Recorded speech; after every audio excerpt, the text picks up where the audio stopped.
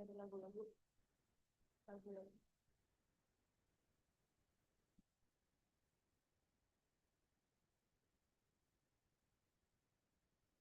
Ini kali.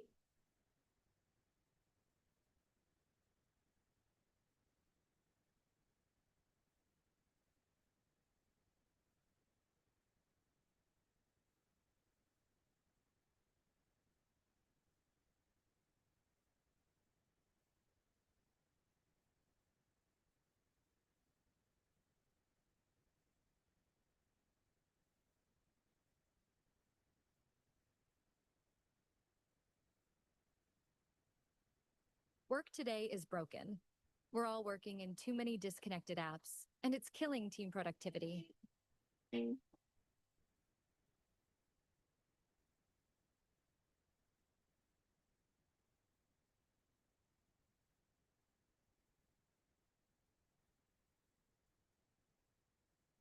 All of you and me keeps me up all night.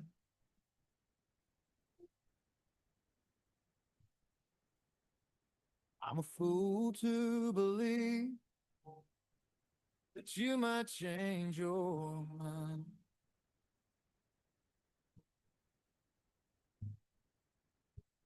Don't know what to do. I'm walking around in circles. Silakan, selamat datang. Boleh duduk di mana aja. Everything that you do, every single word that you say, every little part of me wants to stay.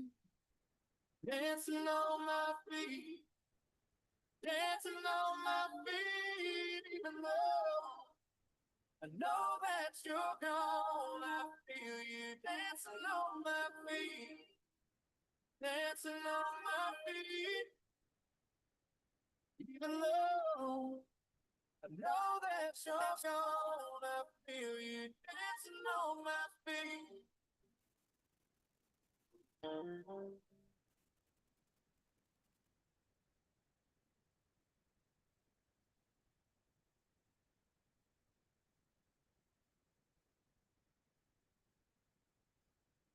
I tried so hard to move on, but it just ain't that easy. No, no. I've tried so hard to forget, but you're all I remember, baby. I've tried so hard to move on, but it just ain't that easy. No, no. Every little thing that you do, every single word that you say, every little part of me wants to stay.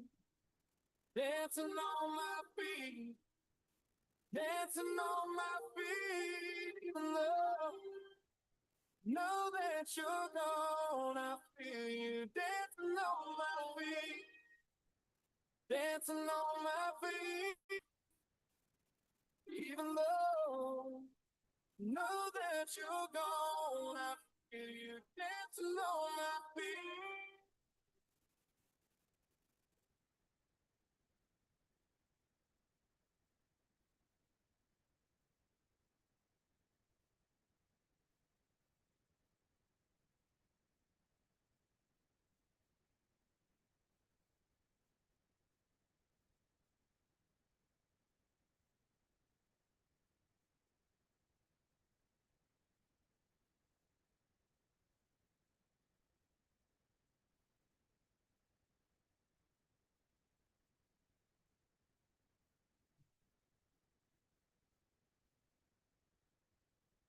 And I was just a young boy.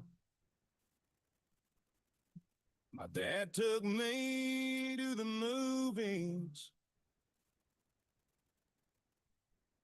We watched Elvis Presley.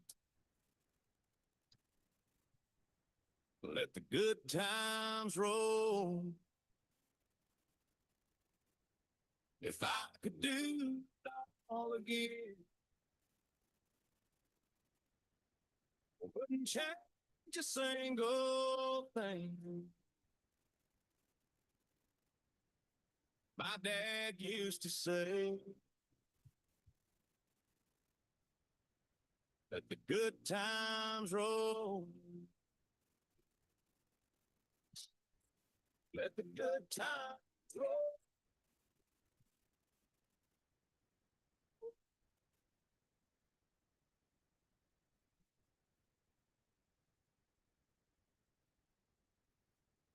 Now my kids are growing up.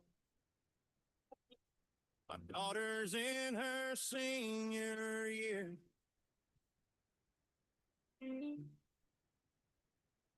And the other day she said to me, Daddy used to sing me that song. So I sang to her. Let the good times roll. If I can do it all again, wouldn't change a single thing.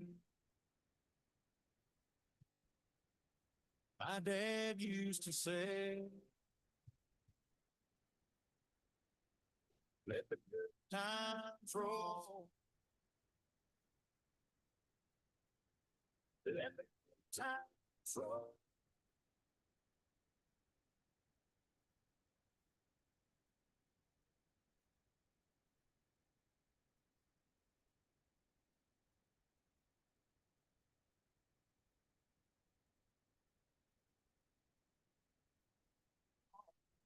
Say, Daddy, sing me this song. Granddad used to sing me this song. If I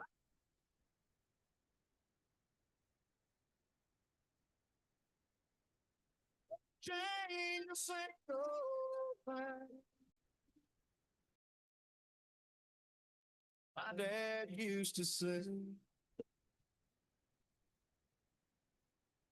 let the good times roll. Let the good times roll.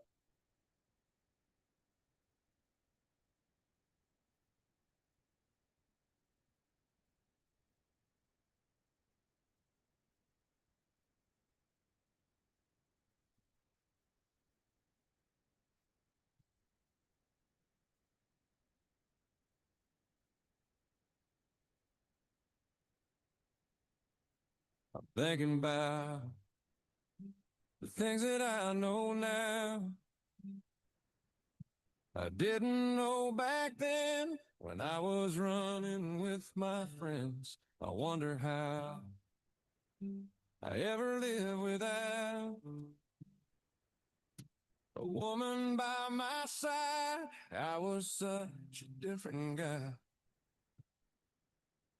But I've had time,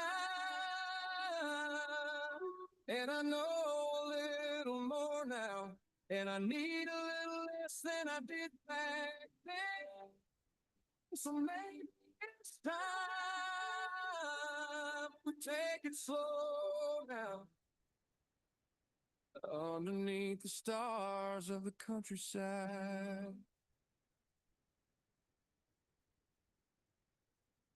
Never know what you got until it goes,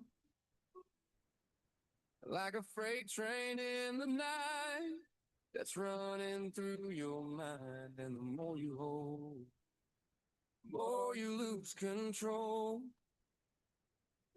So you just learn to let it be. It's easy as summer breeze. And I've had time, and I know a little more now, and I need a little less than I did back then. So maybe it's time we take it slow down underneath the stars of the countryside.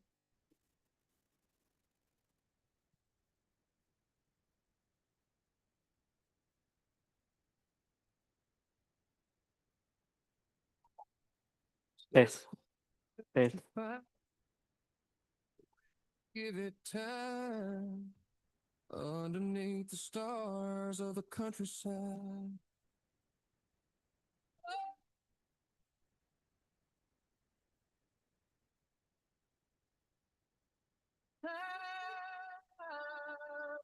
And I know a little more now, and I need a back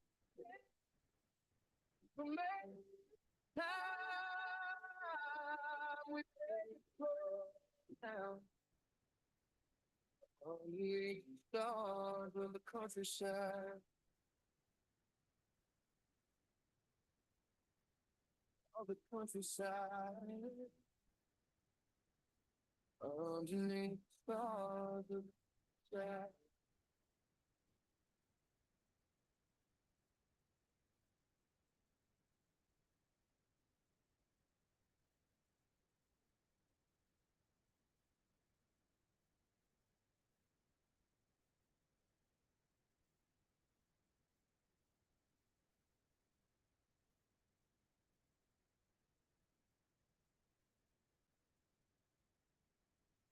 You were sitting on the tailgate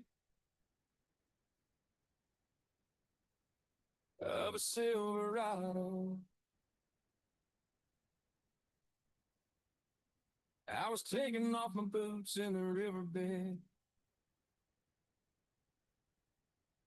You get mad at me, and I'd do anything to keep you from getting mad again. With that pink two-piece you stole from the mall, I never got to see it all. And if I ever do, I'll make love to you the way that you deserve. Maybe in another life, we'll both be waiting for the night. Meet up where the river turns. Well, you used to say that we could be like something out of a movie. You be holding on my arm like I'm James Dean. But I was working overtime, and I was only 18. I had to buy my own clothes, my own smokes, my own drinks. We could have made a good scene. But life ain't what it seems. If I ever do, I'll make love to you the way that you deserve.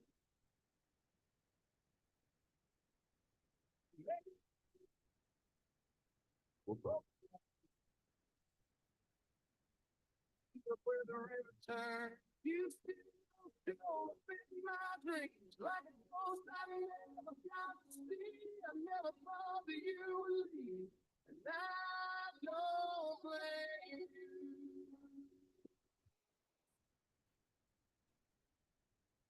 But if I ever do, I'll make love to you the way that you deserve. And maybe in another life, we'll be waiting for the night and meet up where the river turns.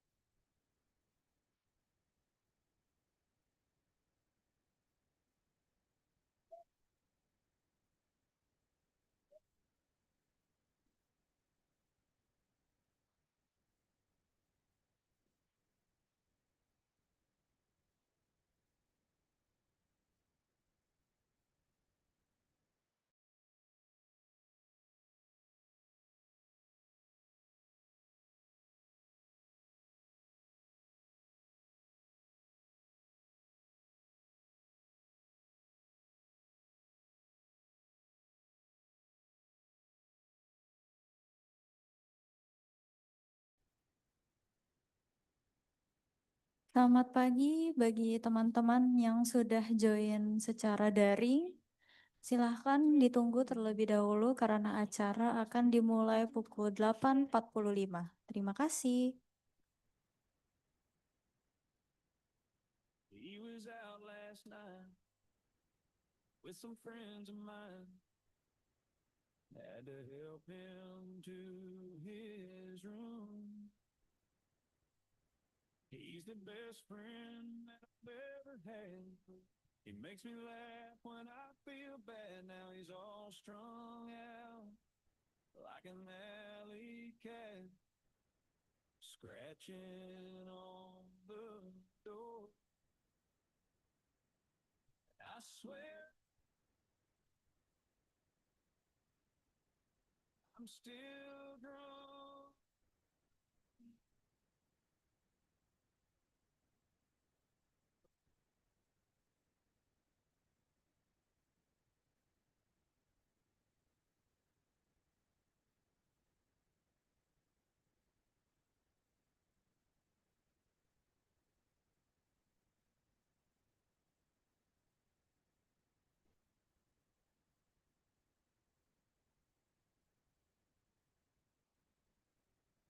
And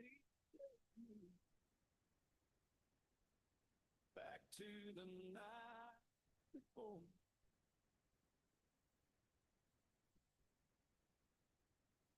Sometimes I wonder what he's thinking when he walks around like that.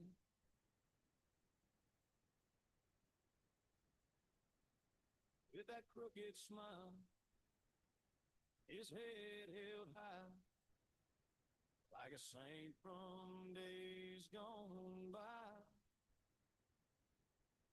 But you can't take back what you've done before. If you could, would you be the same? I can't help but think, if I never drank, we'd never have met. Swear.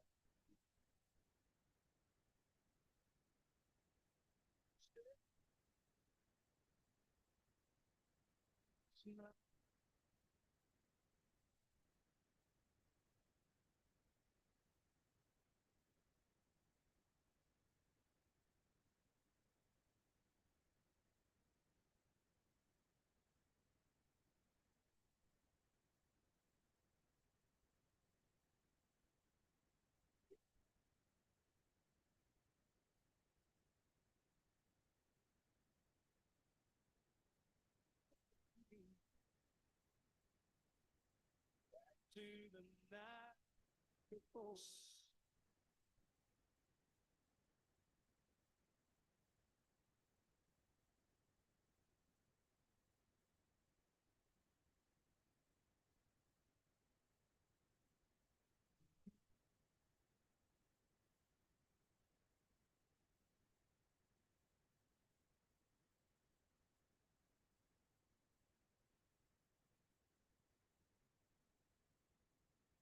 Been a while. Recording in progress. You're with somebody new.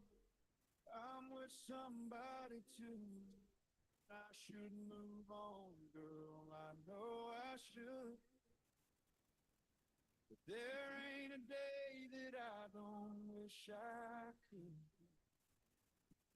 It doesn't matter who I'm.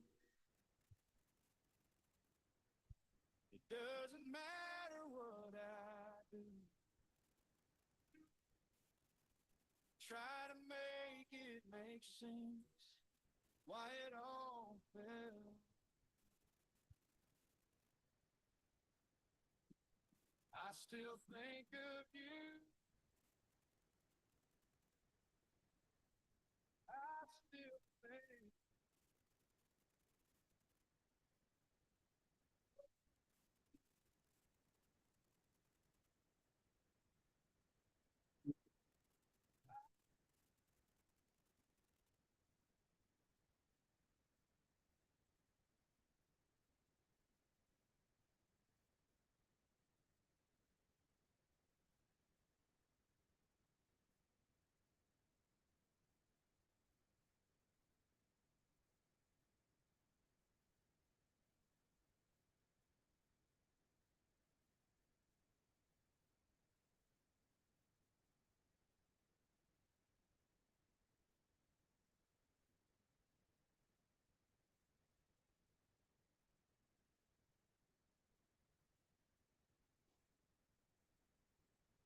Bagi peserta panel discussion yang sudah hadir secara offline dan ingin akses Wi-Fi, bisa menggunakan akses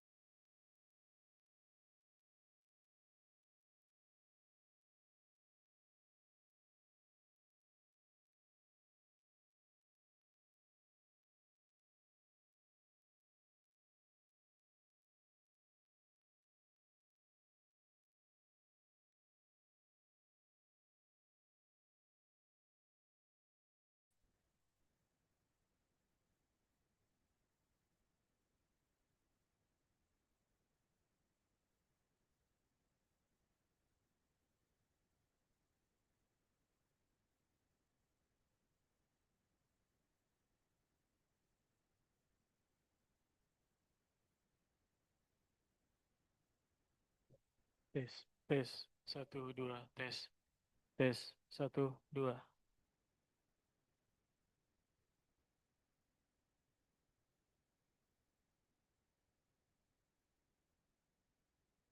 tes, 1, 2.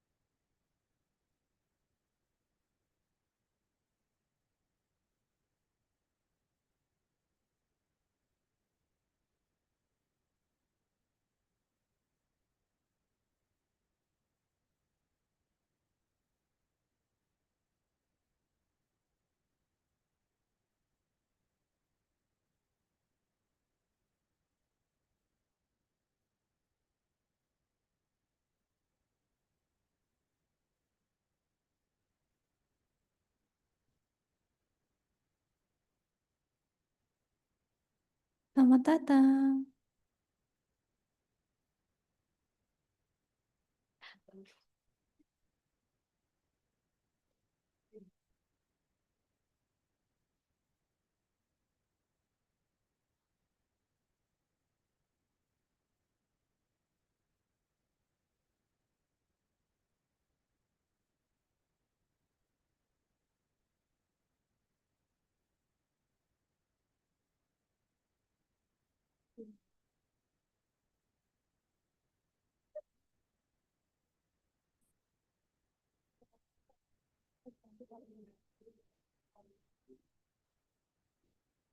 Kalau ada yang kayak gitu, ya boleh baca boleh terus kasih tahu.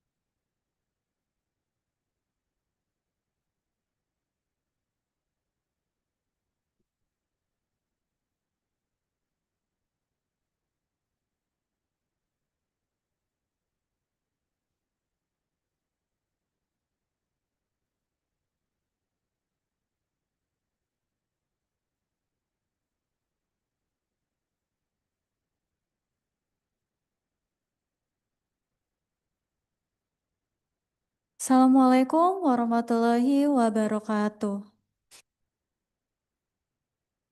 Selamat pagi dan salam sejahtera bagi kita semua. Pertama-tama, marilah kita panjatkan puji dan syukur kita kehadirat Tuhan Yang Maha Esa karena atas rahmat dan karunia-Nya kita bisa dapat berkumpul pada hari ini dalam keadaan sehat dan baik. Perkenalkan, nama saya Nadira Putri Andria dan pada kesempatan kali ini saya yang akan menjadi MC atau pembawa acara. Yang kami hormati, Direktur Pelayanan Kesehatan Kelompok Rentan, Kementerian Kesehatan Republik Indonesia, Bapak Dr. Imron Pambudi, MPHM. Yang kami hormati, Dekan Fakultas Psikologi Universitas YARSI, Ibu Dr. Miwa Patnani, MSI Psikolog. Yang kami hormati, para narasumber dan panelis, moderator sesi panel, dan para tamu undangan, serta seluruh peserta panel discussion yang berbahagia. Atas nama panitia penyelenggara, kami mengucapkan selamat datang dalam acara International Panel Discussion on Digital Mental Healthcare, a collaboration between Indonesia and Australia.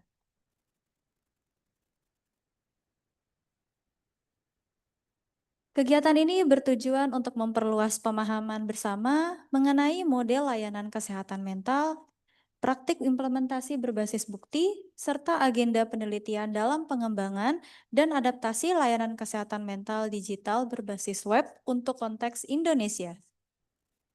Sebelum memulai, marilah kita bersama-sama menyanyikan lagu kebangsaan Indonesia Raya. Kepada seluruh hadirin dimohon untuk berdiri.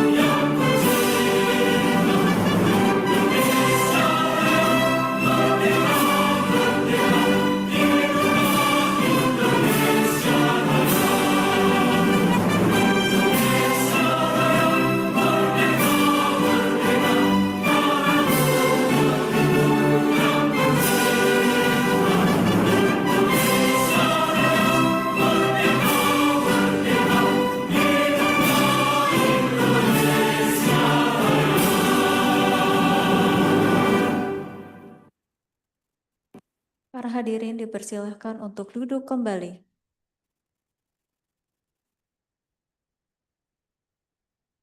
Selanjutnya, marilah kita sejenak menundukkan kepala kita untuk berdoa sesuai dengan kepercayaan masing-masing, memohon kelancaran dan keberkahan bagi seluruh rangkaian kegiatan hari ini. Berdoa dimulai.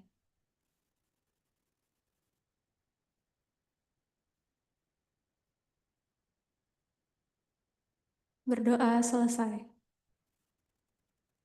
Sebelum kita mulai, izinkan saya untuk membacakan rangkaian acara pada hari ini. Ada registrasi, pembukaan dan sambutan, pengenalan panelis, sesi panel discussion,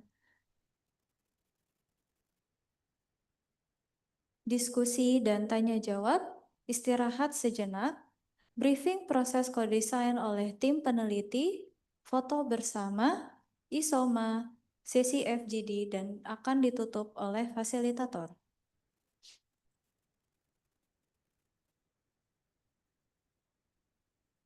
Selanjutnya kita akan mendengarkan sambutan dari Dekan Fakultas Psikologi Universitas YARSI kepada Dr. Mila Patnani, MSI Psikolog, dipersilakan.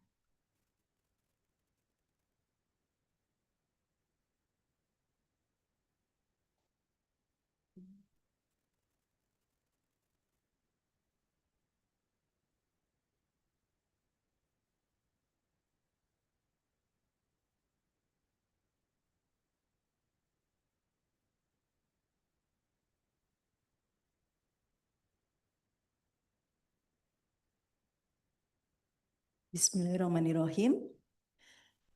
Yang terhormat Dr. Imran Pambudi, MPHM, Direktur Pelayanan Kesehatan Kelompok Rentan, Kementerian Kesehatan Republik Indonesia. Selamat pagi, Pak. Yang terhormat panelis dari diskusi panel kita hari ini. Kemudian yang terhormat peserta diskusi panel dan juga FGD, dan Ibu Bapak undangan yang sudah hadir di ruangan Raskal maupun yang hadir secara online di Zoom. Selamat pagi, selamat datang di Universitas YARSI. Hari ini kita memulai hari dengan menurut saya patut mengucapkan rasa syukur kita karena kita berhasil atau kita memiliki kesempatan untuk bersama-sama berkontribusi dalam kegiatan yang bagi kami di Fakultas Psikologi ini adalah menjadi salah satu kegiatan yang menjadi core kegiatan kami yang memang selama ini dikenal sebagai Fakultas Psikologi yang fokus untuk mengembangkan keilmuan psikologi kesehatan di Indonesia. Ya, kegiatan diskusi panel ini merupakan serangkaian kegiatan dari serangkaian hibah yang sudah diperoleh oleh salah satu staf kami, Ibu Ratih Arum atau yang biasa dikenal dengan Ibu Arum di sini. Ini adalah hibah kedua ya Ibu Arum ya. Setelah hibah koneksi, kemudian ini adalah hibah kedua. Dan insya Allah masih akan ada serangkaian hibah-hibah internasional yang akan diperoleh oleh beliau yang memang di Psikologi YARSI dikenal dengan concern beliau terhadap kesehatan mental terutama yang terkait dengan digital. Bu Arum dan rekan-rekan Bu Dilva dan sebagainya itu masih akan banyak sekali menelurkan proyek-proyek terkait dengan kesehatan mental di Indonesia. Dan ini menjadi salah satu yang menurut kami adalah salah satu yang sangat kami banggakan karena di samping memperkenalkan psikologi YARSI di tingkat internasional, juga yang tadi saya sebutkan berhasil memperkuat posisi kami sebagai salah satu fakultas psikologi yang sangat concern di bidang kesehatan mental. Jadi saya rasa kerja dari beliau ini adalah yang membuat kami semakin dikenal bahwa kami merupakan institusi yang sangat peduli, sangat concern dengan pengembangan kesehatan mental di Indonesia, terutama yang terkait dengan layanan digital. Nah, saya mungkin kehabisan kata-kata untuk mengungkapkan rasa bangga kami terhadap kinerja dari para dosen-dosen di psikologi YARSI ini. Tidak banyak yang akan saya sampaikan, tapi saya berharap, sangat berharap kehadiran Ibu Bapak ini akan membantu kami, terutama Ibu Arum dan jajarannya, untuk bisa mendapatkan masukan-masukan terkait dengan pengembangan layanan digital terkait dengan kesehatan mental di Indonesia. Karena sebagaimana kita ketahui, kita yang berkecimpung di dalam dunia psikologi dan kesehatan tahu bahwa masalah kesehatan mental ini menjadi sebuah isu yang sangat mungkin krusial gitu ya, krusial dan juga darurat begitu ya, karena kami sendiri di Psikologi YARSI ini cukup banyak terlibat dengan kegiatan konseling psikologi baik offline maupun online, dan itu rasanya luar biasa. Animo dari mereka yang konseling secara online itu dan offline itu sungguh sangat kalau bisa saya katakan itu membludak begitu ya. Jadi kami sebagai dosen di psikologi YARSI itu kadang-kadang memang cukup kewalahan untuk menangani konseling-konseling yang terkait dengan kesehatan mental ini.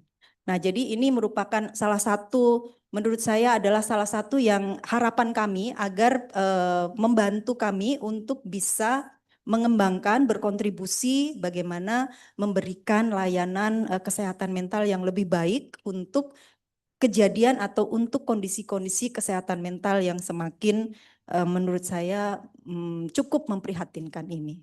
Baik, tidak panjang lebar sambutan dari saya. Sekali lagi saya mengucapkan selamat datang kepada Ibu Bapak di Universitas YARSI. Mudah-mudahan kegiatan hari ini akan bisa memberikan manfaat positif sebanyak-banyaknya buat kita, buat Fakultas Psikologi, buat tim Bu Arum, dan juga buat kesehatan mental secara umum di Indonesia. Terima kasih sekali lagi, selamat mengikuti kegiatan. Assalamualaikum warahmatullahi wabarakatuh. Terima kasih banyak Bu Miwa atas sambutannya. Oke, para hadirin yang berbahagia, setelah pembukaan ini kita akan langsung memasuki sesi panel discussion yang akan dipandu oleh moderator kita pada hari ini. Sesi panel akan mencakup pengenalan panelis, pemaparan materi dari para panelis, serta sesi diskusi dan tanya jawab bersama peserta. Mulai dari tahap pengenalan panelis hingga plenary discussion dan Q&A, seluruh rangkaian sesi akan dipandu langsung oleh moderator kita yaitu Ibu Dilva Junior, MPSI Psikolog. Ibu Dilva merupakan seorang psikolog, peneliti, dan sekaligus dosen di Fakultas Psikologi Universitas YARSI. Bidang keahlian beliau meliputi stres dan kualitas hidup, adaptasi budaya, meta-analisis, serta kesehatan mental digital atau e-mental health. Ibu Dilva menyelesaikan pendidikan magister profesi psikologi di Universitas Indonesia, dan saat ini sedang menempuh pendidikan doktoral psikologi di Vrije Universiteit Amsterdam. Semoga benar ya pelafalan saya, mohon maaf kalau salah. Beliau juga aktif melakukan penelitian dan publikasi ilmiah, khususnya terkait intervensi manajemen stres berbasis web untuk mahasiswa di Indonesia, yang telah dipublikasikan di berbagai jurnal internasional. Dengan demikian, saya selaku pembawa acara dengan hormat menyerahkan jalannya sesi diskusi kepada moderator. Kepada Ibu Dilva Junior, dipersilahkan.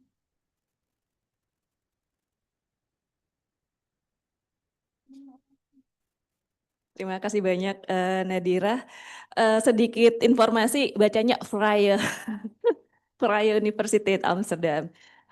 Baik kepada para peserta, baik yang hadir di ruang raskal ini dan online, saya izin ya karena pesan dari Ibu Arum sesinya akan diadakan dalam bahasa Inggris, maka saya izin switch bahasa ke bahasa Inggris dengan lidah singkong saya. Jadi harap dimaklumi. Oke, Bismillahirrahmanirrahim. Good morning, everyone, here at YARSI University and those joining us online, especially those joining from Australia. A very warm welcome to our panelists joining us virtually today.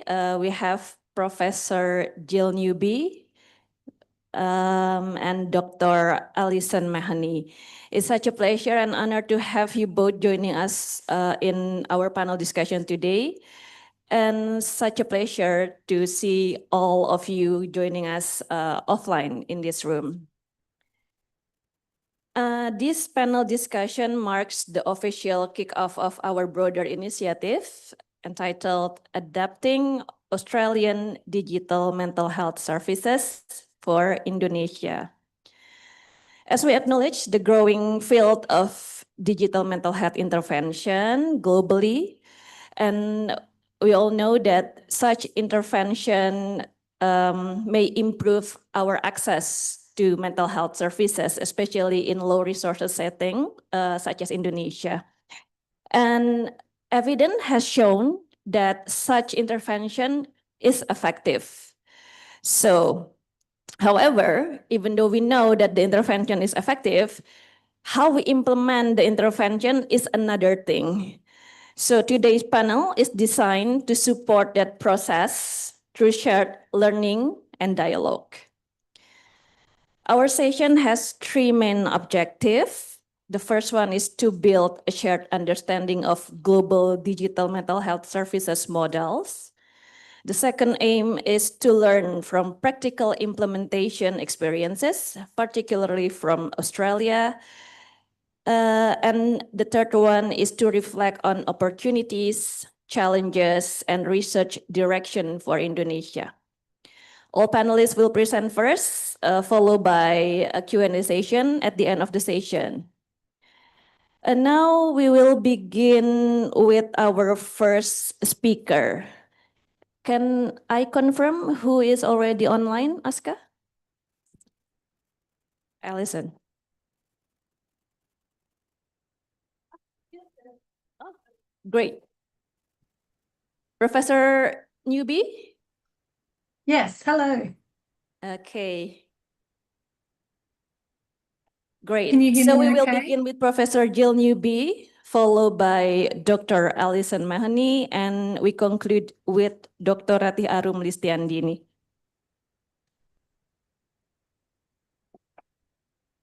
Now I would like to introduce our first panelist, Professor Jill Newby. Hello, Jill. Hello. Should I call you Professor Newby instead? You can call me Jill. Okay, thank you. Jill is a clinical psychologist and professor at the UNSW and head of clinical research at the Black Dog Institute. Her research focuses on developing and evaluating evidence-based digital and internet-delivered intervention for depression and anxiety, with a strong emphasis on improving access to mental health care. Her presentation today will provide a conceptual overview of global digital mental health service models. Professor Newby, are you ready to go further with your presentation? Yes, I am. Are you happy for me to share my slides, or did you want to do it there? Pardon? I can just share my slides Oh, okay. if that Okay, I is hand okay. it over to you, Professor Newby or Jill. Okay, great. It looks like you have slides there, but I can't see them too clearly. So, would you mind maybe post? Oh, okay, that. I'm sorry. I'm just looking to see if I can see the slides, or I can share my own screen.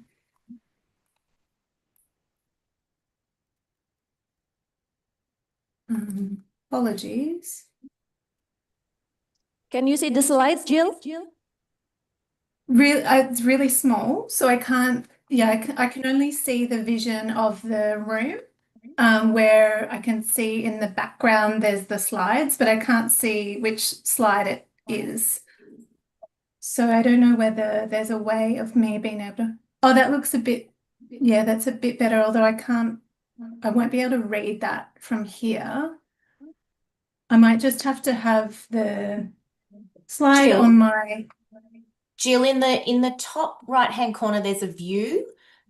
yep, Can you change your view to, are you like in a gallery view or a multi-speaker I'm in view? a speaker view. So maybe go to standard. That might help you. Sorry, so if I show self view, speaker view, apologies everyone, multi-speaker. Because Alison, are you able to see the slides? Yeah, I'm in standard view and I can see the slides very clearly. Okay. And then you're just think- the little view up the top. Is that helpful? For our online audience, can someone give a response? Can you clearly see the PowerPoint or the slides, please? One of our audience who join online? So Yes, see. they can see the slides, Jill. Yeah. Hi, it's Rina here, and I can see the slide clearly. Okay. From the Zoom. Sorry. It's okay. Or Okay, Jill, there we go. I've got now. if it's helpful for you, you can also share your own screen if that's possible. That's okay. I can see it now. So Oh, okay, I've perfect. gotten to the slide. So I'll just tell you when next slide. So apologies, everyone. Thank you. It's okay. It's okay. I did come in early to try and fix that, but here we are. So thank you everyone for being here today. It's really wonderful to be able to present what I've learned over the past 10 years or so about different types of ways that we can deliver digital mental health services for depression and anxiety. So as we heard in the introduction, so I'm Jill. I work at the Black Dog Institute in Sydney, Australia. And I used to work with This Way Up with Alison in the past, prior to me moving to Black Dog Institute. Can you go to the next slide? So I wanted to acknowledge the traditional custodians of the land where I'm meeting here today, the Darawal people. I live in Australia, and the Aboriginal and Torres Strait Islander individuals are the traditional custodians of the land where we're meeting today. Where I'm meeting today. Next slide. So we heard a bit in the introduction about digital mental health, but I wanted to give a small overview about why we could consider using digital mental health interventions for depression and anxiety. I would say that digital interventions are part of the bigger health system and landscape and the interventions that are available for people with mental health issues. And that might include outpatient treatment, counselling, kind of social support interventions, or even inpatient treatments. But we know that throughout the world, there simply is not enough high quality care that's needed to meet the demand for treatment of the individuals who are experiencing significant depression and anxiety in the community. And that exists in Australia, but we also know it exists in much more significantly and in problematic ways in low resource settings. So we have an issue in that we don't have enough people getting access to high quality care. At least in Australia, probably 1/3 or more of individuals who are seeking treatment don't get evidence-based treatments that have been shown to work. So we need to improve the quality and standardization of care that's delivered.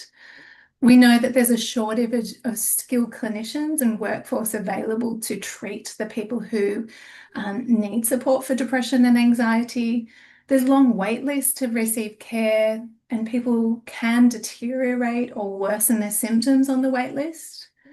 We know that a lot of people have other caring or working or study responsibilities. That means they can't attend support services when those clinics are open. So typically working hours is when the clinics are available in Australia, but not a lot of people can access that during the day.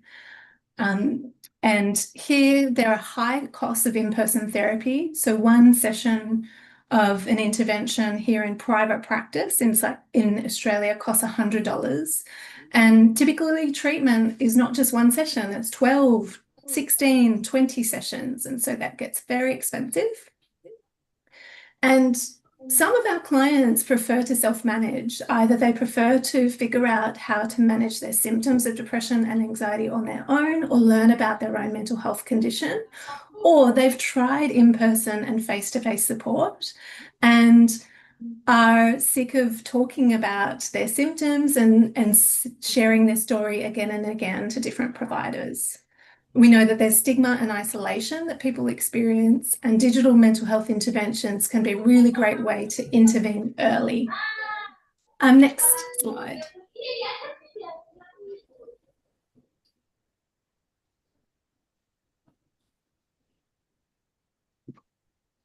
So when I'm talking about harnessing digital technology, there are so many different ways we can do this, and the potential in Indonesia is so exciting. There could be smartphone apps that could deliver increased access to mental health information and support. It could be online websites or online programs, or even AI-based technologies that could help. Go to the next slide and I'll give you some examples. So when I talk about digital mental health interventions, there are a range of different ways that we can deliver online mental health information. So that could be through the internet or web-based or online programs, which people can access on their tablets or laptops or desktop computers. They can also deliver digital interventions through smartphones, through different types of apps that people can access anywhere on their phone. There's also some research into virtual reality interventions, and there's quite good evidence now of virtual reality exposure therapy in being able to help successfully treat phobias, some anxiety problems like social anxiety and public speaking fears, as well as some parts of PTSD or some symptoms of PTSD. There's artificial intelligence agents like AI chatbots, both fit-for-purpose mental health chatbots and also ones that are not designed for mental health. And there's other ways that we can deliver mental health advice and information through text messaging or emails, computerized bias modification, where people use digital programs to retrain the way they think and pay attention to information in their environment and in their lives. And then there's also therapeutic games. So there's many different ways that you can use digital interventions to help treat depression and anxiety. I'm going to focus mainly on the internet interventions, smartphone, and I'll talk a little bit about artificial intelligence as well. Mainly because internet interventions and smartphone interventions are the most widely researched in depression and anxiety in terms of the clinical trials that have been done. Next slide, please. So I've given some examples here of programs that exist around the world, and I want to focus on the first column and the third column. And the reason is because if you're looking to design services for depression and anxiety, there's a couple of different approaches you could take. So in the first column, you can see there that there have been trials and programs developed for a range of different anxiety disorders or problems like panic disorder, social phobia, or OCD. But there's also transdiagnostic programs which treat mixed anxiety and depression, where you combine the skills to help manage both types of symptoms in the one program. But there are also programs that help support people with chronic physical health conditions. And we know that people with depression and anxiety are often at increased risk of these conditions. So that is one way to think about it, is looking at how you can help improve depression and anxiety in people with chronic health conditions. And then the other way that you can be thinking about depression and anxiety is to treat specific symptoms or specific underlying mechanisms that might contribute to depression or anxiety. So we know that stress, for example, is a huge risk factor for depression and anxiety, but helping improve stress can help manage depression and anxiety symptoms. So one approach is to actually deliver programs for stress rather than depression and anxiety. Another way that you could help support people with depression and anxiety is, for example, to target rumination or worry, which is overthinking things, where you stew on worries about bad things happening in the future or thinking negatively and overanalyzing the past. We've developed programs on rumination and worry that are really popular and very effective, and have probably less stigma associated with overthinking than there is stigma associated with depression and anxiety. So there's those kinds of different ways that you can approach helping support people with depression and anxiety. The other way is to help support them through specific skills like mindfulness or relaxation or improving physical activity. Next slide. So I've given a few just screenshots of examples that exist. This is by no means a long list. There are many hundreds of services around the world that are delivering good, high quality care and mental health services, including in Australia.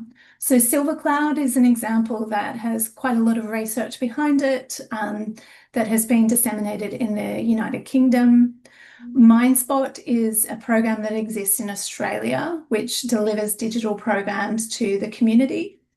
And This Way Up, which Alison will talk a bit more, also delivers high quality online mindfulness and CBT programs to the community. And then there are other examples like Headspace, which are apps that deliver a specific skill like mindfulness. Next slide, please. So before I talk about the different ways you could deliver a program, I wanted to talk a little bit about what they include. Now, this is an example from a couple of the programs we worked on at This Way Up, but This Way Up, it involves comic-based stories of a character that helps learn how to recover from their symptoms of depression and anxiety and learn specific CBT-based skills to help manage their symptoms. So it's done through a comic-based story and then downloadable worksheets that people complete after each comic-based lesson. So that's one way of delivering a program, where there's a comic-based narrative and then a downloadable worksheet that you can do after or between sessions. There's a range of different other ways that different services provide their information. So MindSpot is not comic-based, but it's more character-driven, but written information where people will log on to an online website, read information about depression and anxiety, follow character stories and character examples about the symptoms that they're learning about and ways that they have applied the skills to their daily life. And then there's home exercises that they do between sessions. Some platforms actually do the online homework or skills-based practice within the platform. So they might do a homework exercise, send that to the clinician that's supporting them. The clinician provides feedback on that, and then they respond and communicate within the platform. Whereas others are done completely offline, where a person might print out information or work on it on their own in a computer. Some apps actually have everything embedded in one, so they will go through modules on the app and then do all the exercises and get notifications within an app to complete different skills between each module. Okay, so can you go to the next slide, please? So we heard a bit at the start talking about the positive outcomes, but I just wanted to talk a bit about, in general, what we find with the research into digital interventions for depression and anxiety. This tends to be applicable for adults, where there has been probably more research into treating depression and anxiety, but also young people. So there's generally really positive outcomes, really large improvements in depression and anxiety and improved quality of life. The programs tend to outperform different control groups. There's relatively few side effects, so these programs are safe. About 1 in 10 will experience an unwanted side effect, like feeling stressed or overwhelmed as part of doing the program. They're more cost effective than face-to-face therapies. And in some cases, they're equivalent. They get just the same results as a face-to-face intervention, although more research is needed. We tend to find in the research that clinician-guided programs, where a person does it with the guidance of someone supporting them, does a bit better in improving depression symptoms when they have moderate to severe depression at the start than if they do the program on their own. But one of the key challenges in digital interventions is adherence and engagement. So when you're doing anything that requires motivation, working on skills that are often challenging and hard, then it is hard to stick with that. Like, it is hard to stick with any behavior change. So that's really one of the key considerations when you're implementing digital interventions, is how can you help people stay engaged with the program, that they can help learn those skills in the best way possible. Now, we do know some research suggests that positive expectations and increased engagement and also older age are associated with better outcomes. And when you look at the findings from meta-analyses, smartphone apps seem to get a little bit smaller effect sizes in treating depression and anxiety than online programs. But part of that is because of the way the studies are designed and the apps that are included in the meta-analyses. So I'm not sure, there's not many head-to-head comparisons between an app versus an online program that have everything else the same. But it is worth thinking about that. There is some bit better effects in the online programs, at least in my looking at the literature. Do you want to go to the next slide, please? Thank you. So when considering how you'll implement programs in Indonesia, it's really worth thinking about different uses that you can use these programs in practice. And we wrote a paper a few years ago in how to integrate at least internet CBT into practice. And there's a few different ways. One is to deliver the program as a standalone intervention where it's the only intervention that the person completes. And for a lot of people, that will be enough. So they will get good recovery, they will get good improvements in quality of life. They would have learned the skills to be able to master their own symptoms and stay on track. The other way is you can use the digital programs before, during, or after treatment. So if you use it before another treatment, so that could be before medications or before other psychotherapy, it's usually done on a wait list, and it can help prepare a person for other therapy because they're learning the skills about how to manage their symptoms before they get more in-depth, individualized therapy with a clinician. The second way is together with treatment, and we call that blended care. And I'll talk about a few different ways that you can do that later in the talk. And then the third way is after treatment. So I've used these programs with clients after their main in-person treatment has ended, but I've used these as a way to help treat residual symptoms and prevent relapse after a course of individual face-to-face therapy. So there's many different ways that you can implement these programs in practice. Next slide. So there have been research on a range of different ways that these programs are delivered and supported. And this is where I want to get into a bit more detail about the benefits and disadvantages of each of these different types of implementation models. So the first way is you can deliver digital interventions completely self-guided. This means that a person will log on, maybe download an app and do the intervention completely on their own with no support. There might be technical support from IT supports if a person has trouble, say, downloading an app or getting access to the online intervention, but typically no other supports.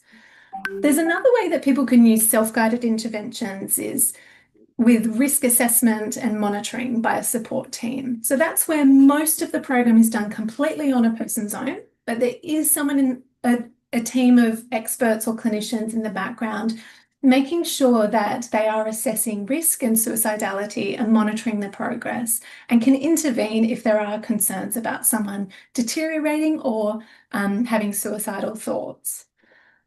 That's probably less common than clinician-guided. So clinician-guided is usually the most common way, apart from self-guided programs, in delivering digital interventions. And there's actually multiple ways you can deliver clinician guidance. One is very minimal. So that could be done by email or phone, but it's really very brief check-ins with the participant or client to help them stay engaged and help motivate them. So that might be 5 to 10 minute check-ins or email check-ins to just say, how are you doing? How are you going with the program? Is there anything stopping you? Anything that I can help with? The second way is more intensive clinician guidance, where it might be weekly or fortnightly scheduled calls or email or other ways of checking in, where there's more motivation, engagement support, but also troubleshooting the skills and practical strategies. And then the third way is more intensive than that. So that second way might be 10 to 20 minute calls, and then you can have more intensive calls, so 20 minutes plus, where they're much more intensive sessions and helping support the client figure out how to put the skills that they're learning in the program into their daily lives. Now, the final way that you can deliver these or implement them in practice is in blended care, together with face-to-face sessions or telehealth sessions. They can also be combined with medications as well, although there's less research into the combination of medications and blended digital interventions. Could you go to the next slide, please?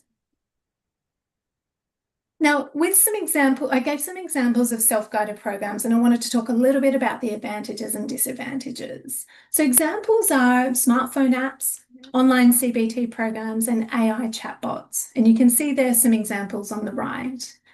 The advantages of self-guided programs are that they're affordable, they're accessible 24/7, there's no barriers to entry, they're private, they're anonymous, and they can reach a lot more people because you don't need the workforce to help support them. The disadvantages, though, are that there is high dropout and disengagement. So some people will log on and do maybe a few modules or not even that many and then drop out because they don't stay motivated and unengaged. Research shows that they aren't as effective for moderate and severe depression. There's no safety monitoring or ability to step up care. So if a person's doing self-guided interventions, no one knows how they're doing, and there's no ability to be able to step up to more intensive care if the digital intervention isn't working unguided.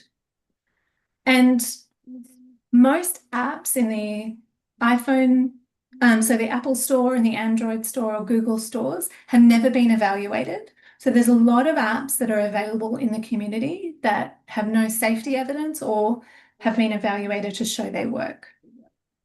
And there's another consideration for AI tools is that a lot of them don't have inbuilt safety features either. So we'll talk a bit more about AI tools in the next slide. If you can, thank you. So there is emerging use of AI as a self-guided tool.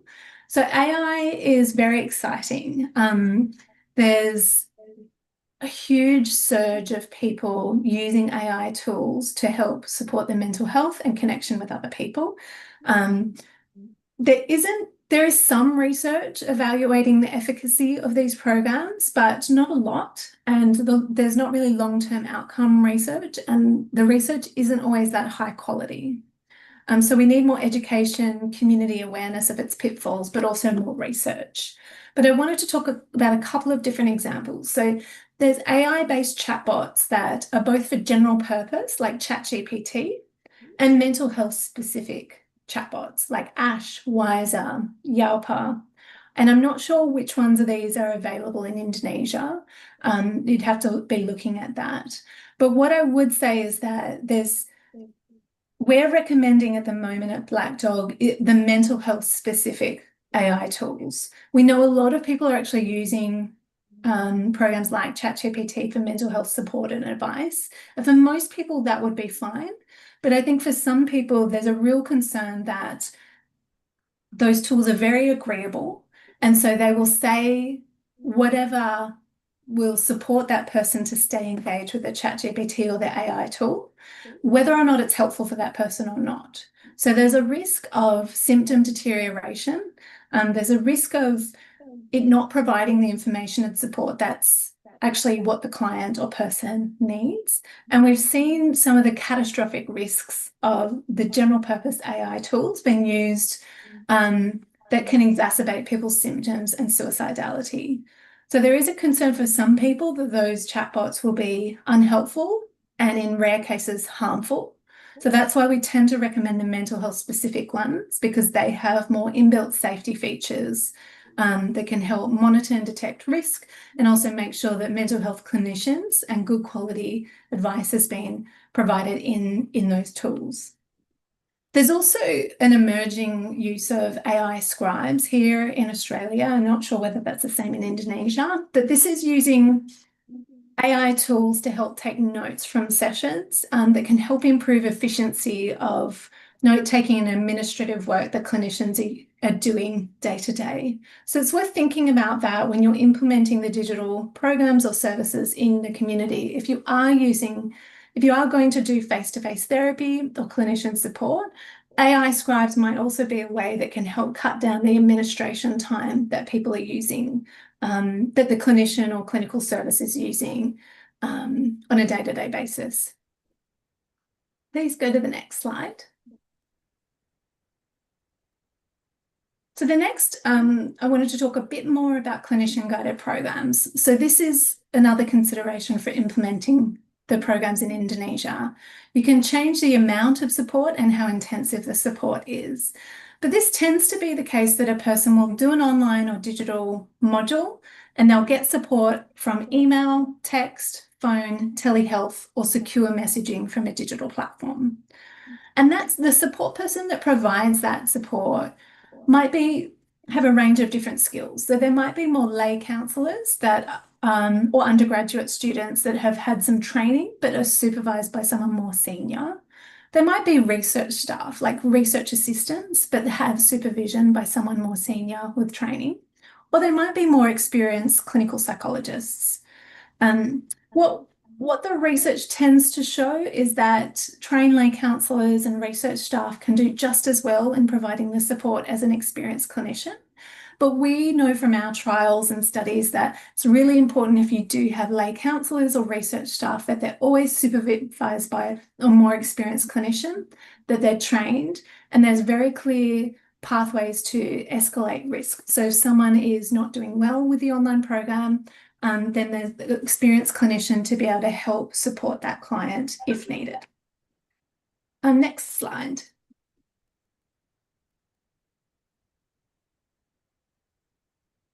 So there's advantages and disadvantages of the clinician-guided programs. We tend to get better engagement when people have guidance through an online program or a smartphone app. They're more effective for moderate to severe depression than self-guided. There's better safety monitoring and stepped care capacity, and they can help individualize strategies to a person's goals. So because a lot of the digital programs are very standardized, they're one size fits all, the clinician support can help individualize what they're learning from that standardized program to their own lives. The disadvantages are that it needs clinical coverage across the week to make sure there's appropriate management of safety and well-being of all the clients. It's more expensive to implement because it needs a workforce of trained providers and supervisors. And some clients don't want clinician support, or even if it's there, they don't make use of it. So you might do, as a clinician, you might do multiple attempts to try and support the client through their digital program, but they either ignore your calls or emails and don't take up that clinician support. So I think it's very individual about what a person might want and what they might need in terms of that clinician support. But we tend to use clinician-supported programs in the trials that we do because of that evidence around depression. It seems to be more effective for depression. Next slide. So the other way is blended care. So this is where the digital treatment is provided in combination with face-to-face or telehealth care. And there's 3 different ways you can do that. So integrated, that is where the digital program is combined with the face-to-face therapy and actively integrated into sessions. The second way is an add-on, where the client does a program on their own alongside seeing someone face-to-face. And then the other way is sequential, so before or after the intervention. So I'll give an example of an integrated program in a minute that we've been working on at Black Dog, but just wanted to talk about the add-on program. So an example would be if someone is experiencing comorbid depression and insomnia, they might be focusing their face-to-face therapy on the depression symptoms, but alongside of that, do an online program for helping them with their insomnia that the client does completely on their own, but it's done at the same time as their in-person therapy. So that's an example of an add-on. You can go to the next slide. So an example of an integrated blended care intervention is what we've been working on at Black Dog. So that's where in this program, there's an app that we have developed which has a range of different skills and online learning modules that a person will work through. Their results and their progress throughout those programs and modules is actually fed into a portal which the clinician can log in and track their client's progress.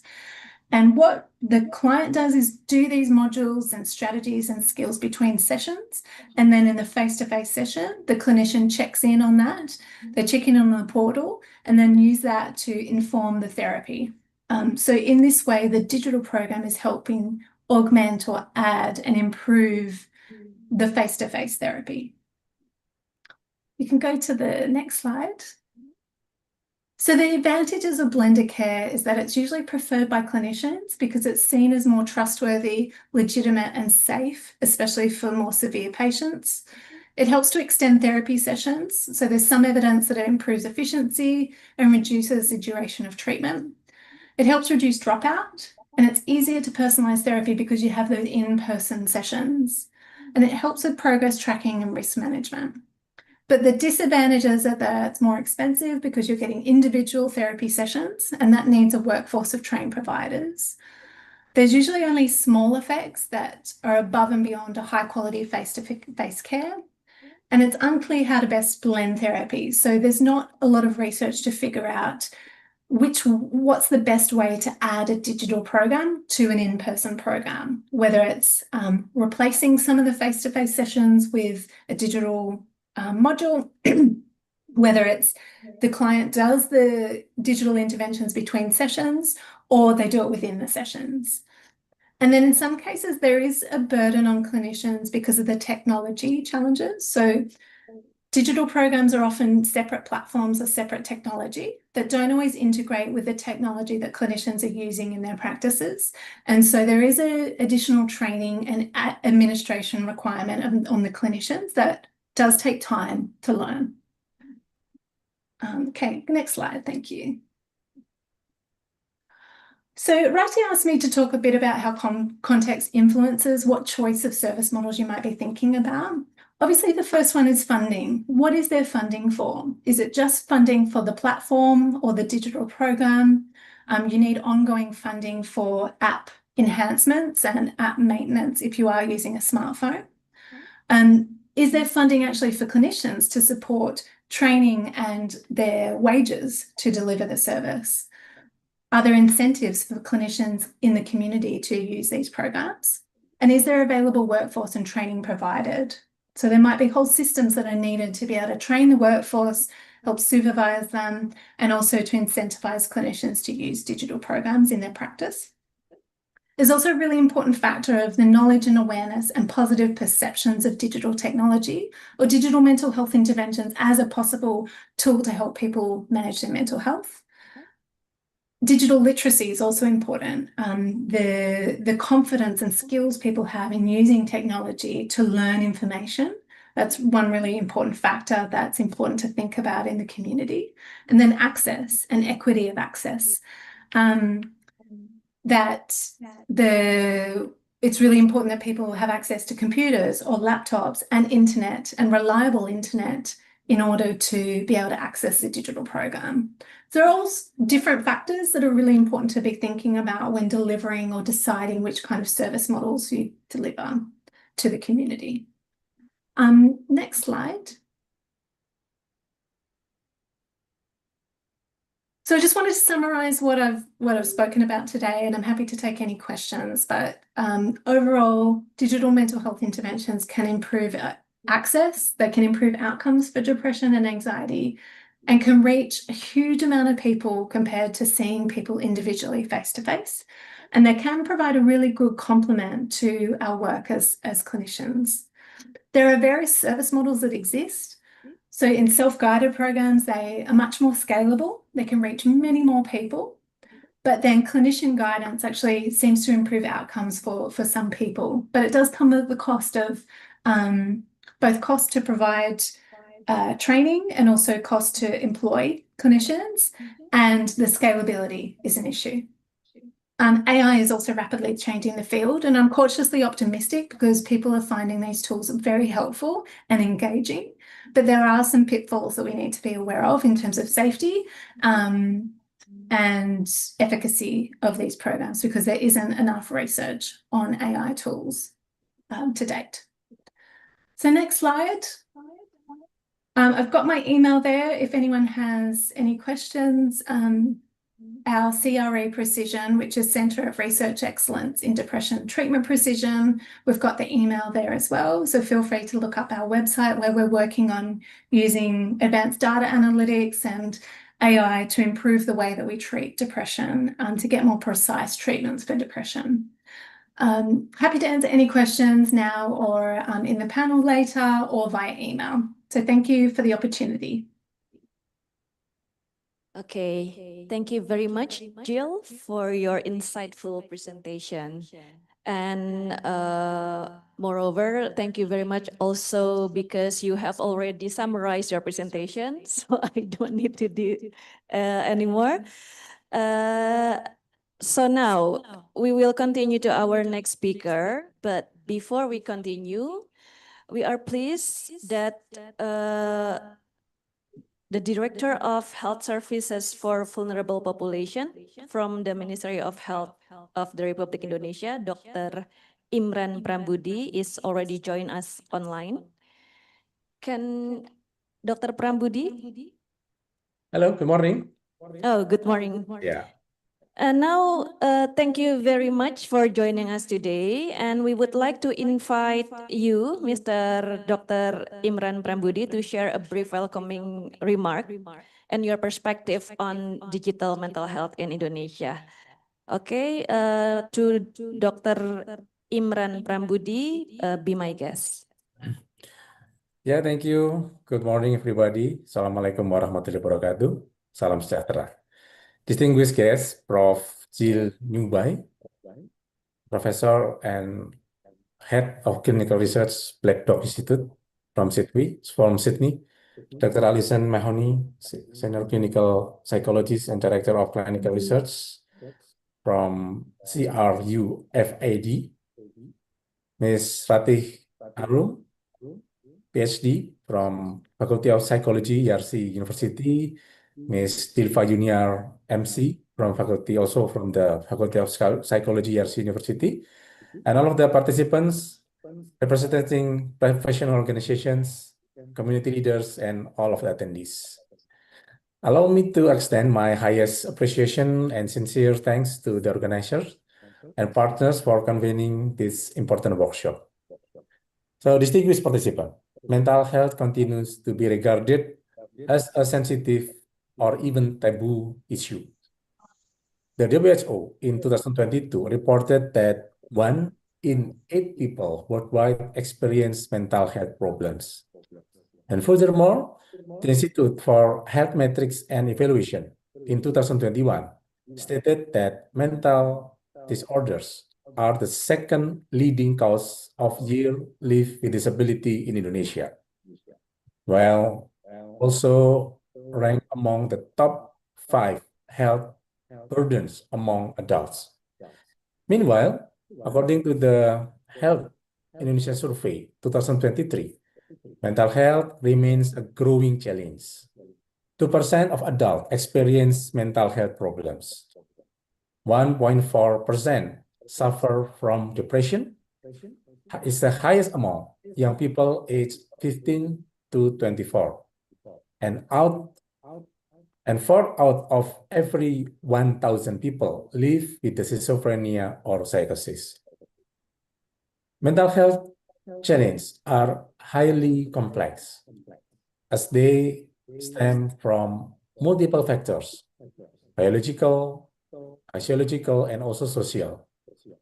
And additional, people living with mental health conditions often do not receive adequate services due to the limited access, shortages of trained mental health professionals, as well as persistent stigma with society.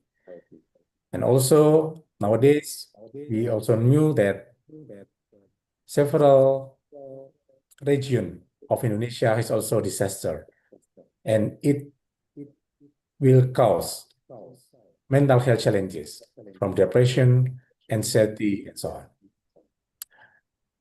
Recognizing the complexity of these challenges, Ministry of Health is committed to expanding the reach of mental health services, particularly in primary care and community-based setting. Our primary care are being strengthened to provide not only curative care, but also promotive, preventive, and rehabilitative services. And among the key initiatives, there are, for example, in promotive mental health, we have modified psychological first aid or PFA and positive parenting programs to build resilience and create supportive environment. In promotive side, we have standardized mental health screening integrated into free health check-up at the puskesmas and schools, alongside the development of suicide prevention program with hotline, education, and cross-sector collaboration. In the curative and rehabilitative side, we have management of uncomplicated schizophrenia and mild to moderate depression at puskesmas with trained staff and essential medicine and medical rehabilitation for substance use disorders through designated facilities. One of the problems we found in mental health programs is limited access to mental health services. This includes the availability of resources such as unequal distribution of health workers, availability of pharmaceutical or drugs, and also access to health services facilities, and also stigma in community. We have also challenged in changes of health-seeking behavior, especially in mental health. It's also important to address. Now, people tend to use teleconsultation instead of face-to-face meeting with health provider. And all of the changes certainly requires the development of alternative service strategies and approach service models that are easily accessible, easy to implement, and appropriate the local context. With current advance in digital technology, the innovation can be conducted through digital solutions. It is also in line with health transformation in Indonesia that enhance digitalization in health services. However, this innovation strategy is carried out by developing web-based mental health services. Therefore, we warmly welcome this 2WU, Two Ways Up platform developed by Australia, which is a web-based mental health services, and hope that this platform can be adapted and used in Indonesia. But of course, we need to make like piloting and discussion, more detail between Australia side, YARSI, and also Ministry of Health. And also, we really appreciate the Faculty of Psychology, YARSI University, for organizing this panel discussion and workshop. We hope that this forum will serve as a platform for sharing knowledge, experiences, and best practices through the utilization of digital technology and local context approach that are relevant to the Indonesian context. And my discussing and workshop can catch our aspiration to provide mental health services, becoming increasingly accessible and sustainable, so that together we can build a healthier or inclusive for mental health in Indonesia. So that's my remarks. And again, success for the workshop. Thank you. Very good morning for all of us. Assalamualaikum warahmatullahi wabarakatuh. Waalaikumsalam warahmatullahi wabarakatuh. Okay, thank you very much for your remark, Dr. Imran Prambudi. We really appreciate your support for our panel discussion today and for the overall project. So building on that, we will now move to a practical example of how digital mental health services are delivered in practice. Now we will continue to the next speaker. Let me briefly introduce you to our next speaker, Dr. Alison Mahoney. Alison? Yes, thank you very much for that lovely introduction. And it was an absolute delight to hear all the wonderful work that you guys are doing in mental health in Indonesia. It was an absolute delight. Could I just check you can all hear and see me okay? That's all right? Alison, before you continue to your presentation, I would like to introduce you more to our participants first. I jumped the gun, sorry. Okay, I would like to introduce you first to our participants. Dear participants, Dr. Alison Mahoney is a senior clinical psychologist and director of clinical research at the Clinical Research Unit for Anxiety and Depression, also called CRUFAT, at the St. Vincent Hospital in Sydney. Her work focuses on anxiety, obsessive-compulsive disorders, and the development, evaluation, and implementation of internet-delivered psychological treatment in routine clinical care. She will share practical experiences from delivering digital mental health services through the This Way Up platform in Australia. So, Alison, I hand it over to you now. Thank you very much. Thank you so much. That was really lovely introduction. Yes, now I can see my slides. Everyone else can see them. So yes, I am a clinical psychologist like Jill, and I also am fascinated by researching these digital mental health services. Jill and I have worked together for several years developing This Way Up in its various shapes and forms. And some of the information that I'll be sharing with you will overlap with what she said. So where there is area of overlap, I'm just going to skip forward a bit, and that might give us a bit more time for the panel discussion. Please move to the next slide. So my aim is to give you a little bit of a refresher on This Way Up, which is an Australian digital mental health service, has been around for about 20 years now, and kind of expand on the model of care that we use here, and how you may like to consider some of the features of the service for implementation in Indonesia. Next slide, please. So this is our homepage at This Way Up.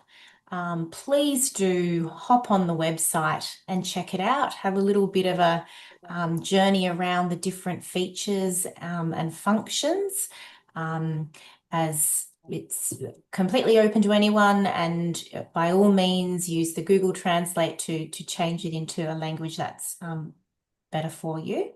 Next slide, please. So This Way Up at a glance.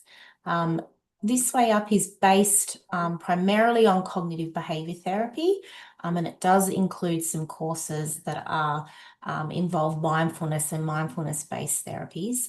And like what Jill was saying, the aim is to address common mental symptoms of common mental disorders, anxiety, depression, distress. And it does this by providing an online package of care that is very similar to what you would be receiving in a face-to-face treatment setting. And it has lots of built-in features and functions, as it says there, lessons and action plans and resources to help the person engage with cognitive behavior therapy, which is obviously the standard psychological therapy, the frontline standard psychological therapy for anxiety and depression and related disorders. Next slide, please. So we have a whole range of different programs within the suite of programs at This Way Up. Some are general wellbeing courses for stress and insomnia, mindfulness, and student wellbeing. And Dr. Ratti has beautifully translated the mindfulness-based program into an Indonesian version for young people and hopefully the general public as well. Then we also have a range of courses that treat mixed symptoms of anxiety and depression. That's that middle column there. Primarily CBT, but also mindfulness-based programs. And then we have some disorder-specific programs. So brief programs that treat depression and social anxiety, health anxiety, OCD. You can read the list. And a new program that we have developed to treat emotional distress within the context of a cancer diagnosis. The programs are internet-based CBT, so within that context of what Jill was talking about, and they're completed online, and they're usually about 6 to 8 lessons that are completed over 3 months or so, and they're usually used in combination with a clinician, but they can also be delivered self-help. Can I go to the next slide, please? So like Jill said, the programs at This Way Up involve a comic book story or an illustrated narrative that the primary CBT content is delivered through a comic book story, and the characters are fictional, but they're based on the patients that we've worked with for many years, and the clinicians are also in the storyline, and again they're based on the clinicians' experiences. So the programs are very much written by clinicians and for clinicians, with patients and for patients. So there's a very a heavy co-design or community-led approach to developing the programs and revising the programs. But basically, the online character walks through a course of cognitive behavior therapy for their symptoms, and while they are experiencing cognitive behavior therapy, the person doing the course is also doing the CBT at the same time. Next slide. So those online sort of comic style lessons are supplemented, exactly as Jill said, with some written materials. And these can be very simply PDF files that the person downloads or is emailed to them, or if they prefer, printed off and posted to them. It just depends on accessibility for the person. But basically what they're doing, just like you would do in face-to-face treatment, they're getting the person to apply the CBT skills in their everyday life, and little bit by little bit engaging with the practical skills that are going to help alleviate their symptoms of anxiety and depression. Next slide, please. I think some of this will be mainly a refresher for you, so I'll skate quite quickly over it. The online lessons and the workbooks are supplemented with additional resources. Some people that we work with, some consumers or patients, like to engage with a lot of extra resources and some don't. So there's a wealth of support and information for people who would like it, and then people can pick and choose what they want to engage with. And all of these resources obviously can be translated and can be adapted for different communities, diverse communities, communities with different cognitive and sensory needs. It's just a matter of thinking about how to adapt them from the different populations. Next slide, please. So one of the key features of the This Way Up program is the way that it works in with the existing community of clinicians. So it aims to be used by clinicians in the community as they are, rather than, I guess, developing a new workforce. It tries to supplement the existing workforce and sort of upskill the existing workforce so that CBT can be used by all number of existing clinicians within a community or within a nation. What clinicians do is they register through the website and then they're presented with the clinician's dashboard. And that, you'll see this is my dashboard. It says, "Welcome back, Alison." And what I would do if I'd spoken to a patient of mine about doing an online course is I could prescribe it to them through the clinician's dashboard. And all I need to do is pop their name in and their email address and tick a program, select a program that they would like to do. And that would be a conversation between me and the client, and I'll go through some of those details later on, and then I'd send the prescription, and that would go into their email inbox of their choice. So it can be quite anonymous and quite private. Could I go to the next slide? Thank you. Now, one of the lovely things about online CBT, as Jill pointed out, is that there is this inbuilt symptom tracking that can happen. So embedded within each of the lessons, just before the person opens up that comic book story, they would fill in a questionnaire. And these are very standard questionnaires. I'm sure you're all very familiar with them. This is an example of the K10 or the Kessler 10, which assesses general psychological distress. And what happens, a person fills in that questionnaire, and then their results get filtered back into the system, and then that can be tracked over time. And that is communicated to the person so they can see how they're going. And it's also communicated to the clinician if a clinician is involved, or it could be a peer worker or a counsellor or a family physician. And so what happens is there's kind of a nice communication on how the person's progressing over time in terms of their symptom severity, but also there's a monitoring of when they've completed a lesson, how they've engaged with that. Next slide, please. One of the neat things, again, which Jill highlighted, is that there's some built-in safety mechanisms. So when people are reporting high symptom severity, they can be sent information to support their well-being, whether that be access to crisis services or emergency services. Or it could be an extra resource that they download that helps them work through distressing thoughts and feelings. The neat thing is that that can be sent in real time. So it can be sent immediately when the person reports high distress. They're getting feedback from the system about how they might want to action that. Clinically speaking, I mean, I've worked with hundreds of patients who have engaged with CBT via This Way Up.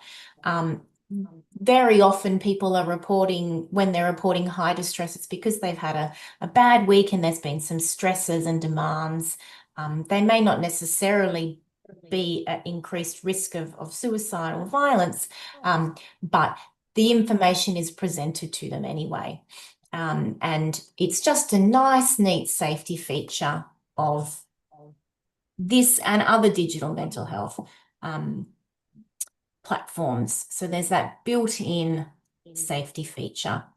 The idea is that it fits in with a clinician's existing risk management protocols. The idea is it doesn't replace what a clinician would normally do. It just supplements it and harmonizes with what they're doing. So if you, for example, if you were a clinician and you were working part-time, 1 or 2 days a week, and outside of your normal business hours, one of your clients who maybe is doing a This Way Up program once it's implemented in Indonesia, and maybe you don't work on a Friday and the person does a lesson on a Friday and they score high and they trigger off a safety alert.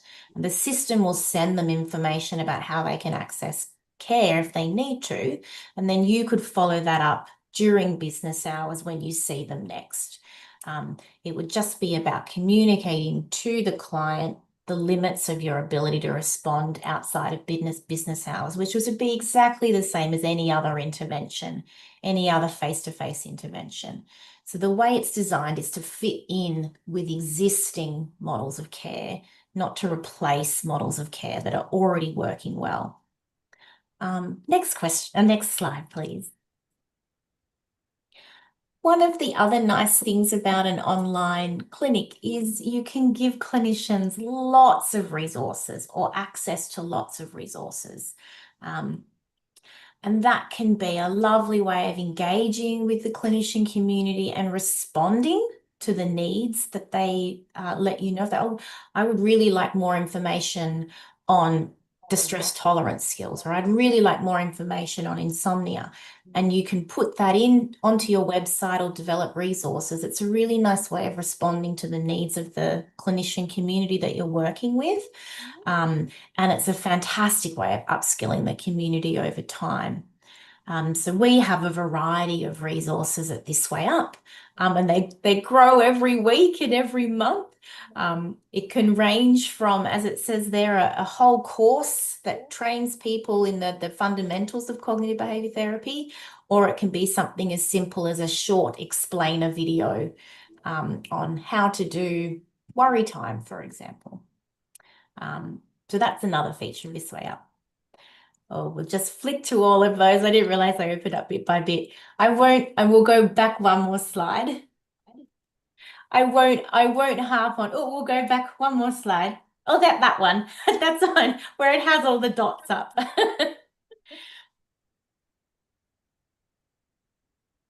And there, stop there. Thank you so much. So I won't harp on about this too much, but just to reassure you that people like Jill and I have run lots of studies to demonstrate that it's safe and effective, definitely under research conditions with randomized controlled trials, but also how it works in the real world in routine care. Now, these have been conducted within the Australian population. So the work that Rati is doing is absolutely essential to make sure that these treatments continue to be effective in different populations, such as Indonesians. But what we think so far is that there's good, solid evidence for the This Way Up programs.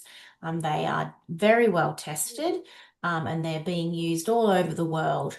But the evidence base is Australian focused at this point in time. But hopefully that will change as we do more work with you guys. Next slide, please. I won't harp on about this too much either, but basically what we're thinking about is people that you would normally consider would do CBT in face-to-face treatment, you would consider This Way Up in some shape or form. So it is for mild, moderate or severe anxiety, stress and depression. For people who are wanting a practical skills-based approach and would be interested in an online approach. The This Way Up programs haven't been evaluated in populations with primary psychotic disorders and substance abuse disorders. However, we know that they're being used by tens of thousands of people all across Australia, and I have no doubt that they're being used by people with multiple comorbidities like the ones on the screen. And that's why it's important to partner with community clinicians, because a clinician working in the community is going to know the person they're working with and can help the person engage with the material in a safe and clinically appropriate way. Next slide, please. So again, I won't labor on this point because Jill covered it really beautifully for us a little while ago. This Way Up programs, like lots of other internet-based CBT programs, can be embedded within routine care in a number of different ways. Standalone, as part of face-to-face or telehealth treatment, while the person's on a wait list, and as part of relapse prevention or after, as Jill mentioned, that sequential model. This Way Up is primarily used as a guided or an unguided, so self-help or guided intervention. self-help interventions, as Jill mentioned, are very scalable, but they have there is difficulties with adherence and attrition. Guided interventions are really great for working with community clinicians, but then they require a workforce. Next slide, please. What I'm really interested in, I'm particularly interested in embedding online interventions like the ones at This Way Up in routine care. And I think the approach that is going to work well is a pragmatic approach. So working with frontline clinicians and managers to try and work out what's going to work best for them. Because the way the programs are set up, they have so many different uses. And the more years I work in this industry, I am just delighted to see the creative ways that people use these programs. They are a fantastic tool that people can use to enhance their practice and provide mental health care. There's not a one size fits all because there's not a one size fits all for people. So it's really about thinking, okay, what's going to work in our different contexts, knowing that there's so much flexibility in the way that the programs are structured. Next slide, please. So where do clinicians come in? Well, I've given that little graph just to kind of show, actually it's ended at 2024. I probably should have added 25 onto that. So over 300,000 people have been using This Way Up in Australia and around the world. And we know that people are finding it helpful because of the research. And I think part of that is because clinicians have been involved from the get-go. And what we want to do is think about what's going to work best for clinicians on the front line. Yeah. As Jill said, there are many people that will like to do these programs independently, do them self-help, separate from a clinician, and that is okay. However, clinicians have a really important role, even in that case, in terms of promoting and encouraging people to engage with the programs. And there are all different ways of doing that. That final point there about choice and flexibility is really great. If people would like to engage in a self-help fashion, that's okay as well. Allowing consumers to have choice over what care they engage in is obviously important. And if people choose to do things, they're more likely to continue with them rather than being told to do them. Because of the scale, though, we're looking at hundreds of thousands of people, we're not going to be able to provide care at scale to everyone. There's going to need to be people that do it clinician guided, but there's going to need to be people doing it self-help in order to provide the scale of care needed. Next slide, please. We have a range of clinicians using This Way Up. As you'll see there from that graph, about a third of people are family physicians or primary care. We call them general practitioners in Australia. We also have a large body, about a quarter of our clinicians who register for This Way Up are psychologists, like Jill and I and Rati. Some are specialist clinical psychologists, others are generalist psychologists, organisational psychologists. A whole range of psychologists use This Way Up. And then the rest of the workforce that uses This Way Up is a mix of people, other allied health, occupational therapists, physiotherapists, because we have a chronic pain program, social workers and medical specialists. And different professionals tend to use This Way Up in different ways. General clinical guidance is usually provided by primary care physicians, where people have, maybe 10-minute consultation, maybe a little bit more, maybe brief consultations over a period of time is usually the model of care in Australia. But GPs can use This Way Up beautifully in a very short space of time. And their role is just on the text there. So they diagnose the person. Also, it sounds like there's some anxiety and depression or stress. they would introduce the person to This Way Up. That would be in the same way that they would introduce face-to-face psychological intervention or a referral to a psychiatrist if needs be, or some advice around antidepressant medication. So this is just one additional option that people can be presented with within the standard consultation that a primary clinician would have with someone presenting for mental health difficulties or related conditions. So they would introduce this as a treatment option. It'll be like, well, CBT can be completed face-to-face, or counselling can be completed face-to-face. It can also be completed online. This is an option for people that there are lots of barriers to face-to-face work. So they would introduce the program. That second point is really vital. It speaks to the legitimacy and the endorsement of digital mental health. When I started in digital mental health 20 odd years ago, there was a sense in the general clinician community that digital mental health was sort of a second-rate option, that it wasn't a real kind of therapy. It was kind of like, well, if you have to. But because of all of the fantastic work that people like Jill have been doing over the years to demonstrate that it's actually really, really effective, we can quite confidently say that, no, this is not a second-rate option at all. Now, in Australia, it's part of our clinical guidelines. Online digital ICBT for anxiety and depression is part of our clinical guidelines for the psychiatric management of anxiety and depression as part of our Royal College of Psychiatrists. A general introduction or a general clinical guidance would also involve some orientation and onboarding. So the clinician might say, I'm going to prescribe you this program.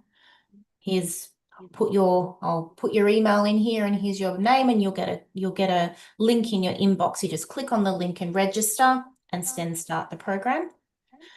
General clinical guidance might also involve some monitoring and follow-up, but that can be completed within the person's existing care arrangement.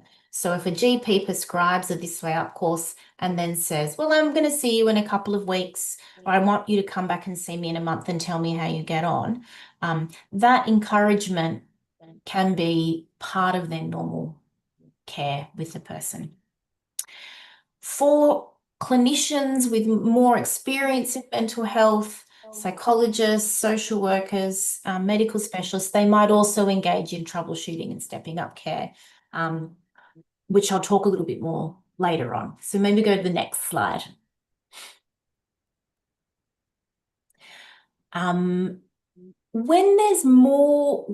Usually when there's a psychologist involved or another allied health professional or mental health specialist, we're far more likely to use This Way Up programs with more tailored clinical advice.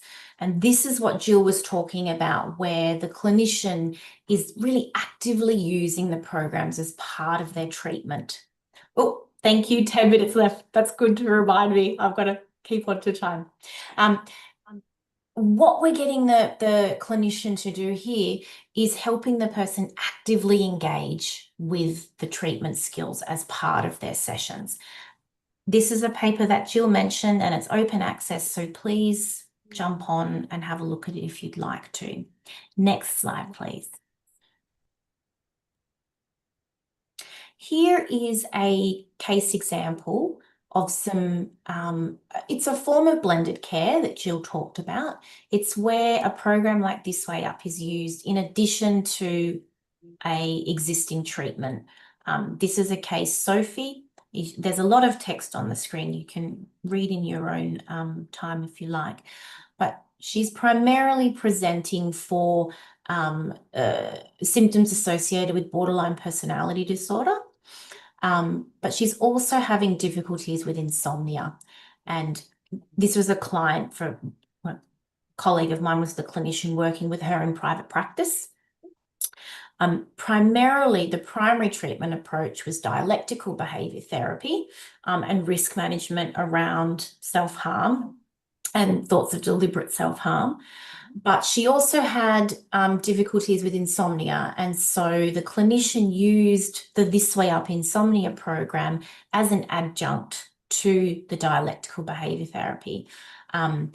Sophie did the online course in her own time, and then during the session, the clinician would check in on how she'd been going with the online course and troubleshoot any barriers to implementation, sort of blending the two together where appropriate. So that can be done. The next case is around where it is a depression case and it's sort of the backbone of treatment. This case with Sophie is where the This Way Up is used as an addition to the mainstay of treatment, which was dialectical behaviour therapy. But you'll see then that little example there that obviously emotional distress can have an impact on insomnia. And so doing the This Way Up insomnia course actually supported the mainstay of treatment, which was dialectical behaviour therapy. We'll go to the next slide.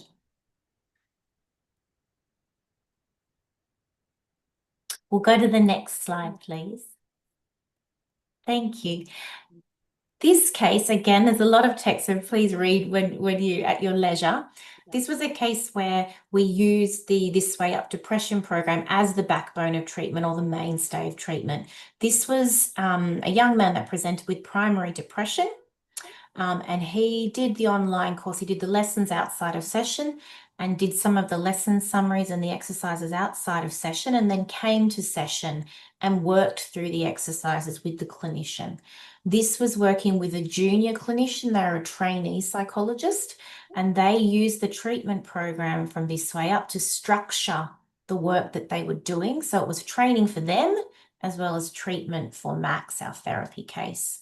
It was very important for Max to be monitoring his symptoms throughout, and then that got fed back to the clinician. Oh, next slide, please. So this is how Max went over time. He's filling in those questionnaires as he goes, and that's fed back to the clinician. And then when there's an alert, like in lesson 3, we see a high K10 score, then the clinician would discuss that with Max. Next slide, please. I think I'm almost at the end, so I'll stick to time. This is very similar to what Jill was talking about. So in terms of some tips for developing and implementing digital mental health in the community, we really want to think, what are the needs? You know, what is it that our clinicians and our consumers want? What do they need? Where are the gaps? And how can digital mental health fill those gaps? Building things from scratch can be enormously effortful. So if we can leverage what is already available and what is already working, what are the models of care, what is the workforce that is already established, that is already in the community, that has already got the community's trust, that already has the community's endorsement, and then using those workforces and introduce digital mental health through those workforces.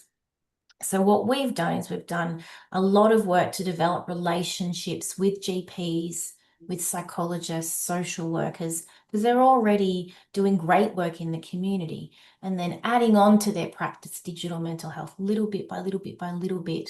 And that has seen not only good CBT filter out to tens of thousands of people into the community, but it's also been wonderful for building up a community of clinicians that are skilled in CBT. Obviously, we keep in contact with our users and we adapt and change things over time. So that last point about ongoing engagement with our users, taking their feedback on board and modifying things accordingly. Next slide, please. I think this is my final slide. And that's really about maintaining community. So really about keeping in contact with people over time. So yes, there are these beautiful programs that are evidence-based with the lessons and the worksheets and all these lovely things and the symptom monitoring. But the other part of the This Way Up service is what I would call sort of micro interventions, where we're sending newsletters and blog posts and little tip sheets all through social media and other avenues in the media. And we're building and maintaining a community of clinicians and a community of consumers that engage with the service regularly. And I think that's quite important for developing as well as maintaining the service over time. It doesn't have to be complicated, but it does need to be responsive to the community and based on their needs. I think that might be all of the slides that I have. The last slide, I think, is just a link to our website if you want to go to that one. Yes, so please do feel free to hop on or to contact me. I haven't put my email there, I probably should have, but please do feel to reach out. And yeah, it will be wonderful to hear your questions. And thank you for your time today. Okay, thank you very much, Alison, for such a fruitful presentation. Your presentation gives us a broader view about what we need to be implement our digital mental health into the care system. What stands out clearly is that a successful digital mental health services require more than a good content, and they depend on integration into the system. It needs to be contextual as well. It needs to has clinical workflows and sustain user engagement. And this will bring us directly to our final panelists who will reflect on how these lessons translate into the Indonesian context. Our next panelist is Dr. Ratih Arum Listiandini. We usually call her Ibu Arum. She is a clinical psychologist and a researcher from the Faculty of Psychology at YARSI University. She leads the development of PSIDAMAI, a culturally adapted, evidence-based, internet-delivered mindfulness intervention for Indonesia. Her research focuses on digital mental health, cultural adaptation, and implementation in low resources settings. She will discuss opportunities, challenges, and the research agenda for adapting web-based digital mental health services in Indonesia. To Dr. Ratih, I hand it over to you. Thank you very much. Jill and Ellie, could you hear me? So thank you very much for your attendance from Australia. It's really a very great presentation. So today I would like to share adding more insights to the audience about how to adapting as well as implementing a web-based mental health service in the future based on my previous research project as well as about what we are current research agenda right now. Next slide. Okay, so like Dr. Imran said from the Indonesian Ministry of Health, so this is the data that I also have, is mental health issue ranked second as a leading cause of year in life in disabilities in Indonesia. So if we see from here, it is higher than diabetes and TB. Means when people have struggling with their mental health issues, it usually also a cause of disability and dysfunctionality. And when the level of disabilities and dysfunctionality is pretty high, usually it will also affect their productivity as well. So that's why mental health is being most emerging current issues that is currently happening right now in Indonesia. Next. So this is the visualizations about the shortage of mental health professionals in Indonesia. This slides has been presented as well in the international conference in Bali that has been held around July last year. So the number of the required professionals is in here in this slide, it's pretty high. However, our actual mental health task force, including the clinical psychologists and psychiatrists, and this is the total number of our actual mental health workforce currently has high disparity. So because of that, we need to find what type of service model that could be an alternative to breaking the barriers related to the mental health help seeking. Next. Yeah, and digital mental health service, it could be an answer. Why? Because maybe before Professor Jill Newby and Dr. Ellison already mentioned as well that the scalability from the digital mental health care and digital mental health interventions could reach like more people. It will also making like a less stigmatized because it will have also some privacy and anonymity when people would like to access the mental health care. And from the data itself, the high internet penetration across the region in Indonesia is like getting higher and higher. Means like it is also bring like the potential to breaking the barriers related to the regional and then the geographical factors that usually happen when people would like to reach out the mental health service. Next. However, to implement digital mental health service in the Indonesian context, there are something that we need to consider, which is from our research, we could find that a culture can influence the process and outcomes of psychological interventions. And the research also shown, studies also shown that interventions adapted for specific cultural group are 4 times more likely to be effective than interventions adapted for multiple groups. Means like if we would like to adopt digital mental health care in Indonesia, we need also like see about the factor of culture as well as the contextual issues that is like a coming from our Indonesian community as well. And the major barriers in providing the therapy for clients from a non-Western background is actually the engagement of these clients. So that's why the intervention that is more relevant with the cultural with our cultural background, it will like most likely will increase the adherence as well as the engagement for the clients and the patients. Next.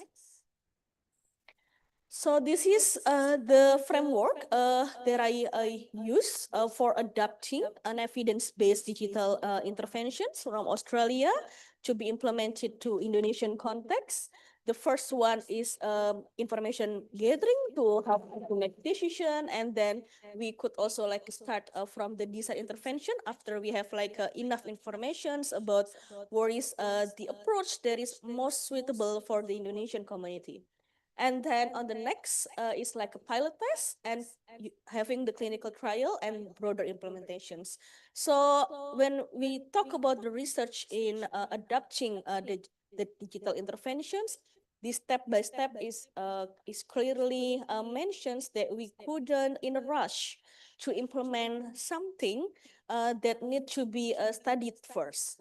So in this regards, me and my team in YARSI University starting to develop a digital intervention that is more cultural and contextual using several steps. Next slide. So this is our previous studies funded by LPDP. So it was coming from my PhD study in the UNSW Sydney and Black Dog Institute under supervision of Jill as well as Ellie. So it has been published in several international reputed journals. When the first step is we design and we culturally adopt an internet mindfulness intervention for Indonesian university students. And then we've also tested the feasibility of using a counselor guided program for treating distress using the culturally adapted internet-based mindfulness interventions that we have. And our newest recent publication last year in October 2025, we've explained about how we run the clinical trial to see whether a culturally adapted internet-delivered mindfulness interventions could be superior compared to the waitlist control. Next. So this is what we've done during like 2020 until 2023 is adapting the content, the Australian mindfulness program from This Way Up, which is called as Intro to Mindfulness, into PSIDAMAI. So if here maybe we invite you as part of the research project in PSIDAMAI. PSIDAMAI means Program Intervensi Daring Mindfulness Indonesia. So the PSIDAMAI program that has been developed in my previous research project is only focusing on university students. However, after I graduated my PhD, I started to see whether the PSIDAMAI program will also be helpful for young adults, not only for the university students, but a broader young adults that maybe they already like having like their career, or maybe they already have like their own family as well. Next slide. So this is the results about our previous study among university students. So if you could see here, PSIDAMAI compared to waitlist control is actually has a significant effect to decrease the psychological distress. And then for the well-being, the psychological well-being, it is also significantly different. Means like PSIDAMAI has more superior effect to increase well-being. And for the mindfulness, it is also occur like the effect of this PSIDAMAI is more superior compared to waitlist control. So the one that is blue line in here is the PSIDAMAI. And then for the waitlist control is the one in the orange line. So from these results, it means like if we see about the effectiveness in mental health outcomes, internet-delivered mindfulness intervention that has been adapted to Indonesian context for the university students community, it has a great effect. And it seems promising as well if we see how it will influence a broader Indonesian young adults. Next slide. And in 2024, we've received new funding. So this funding actually like still going on until this year.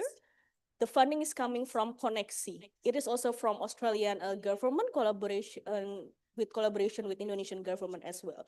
In January 2025, last year, we conducted a collaborative workshop among stakeholders, which include 28 participants with 10 potential end users and 18 professionals across Jakarta and other cities.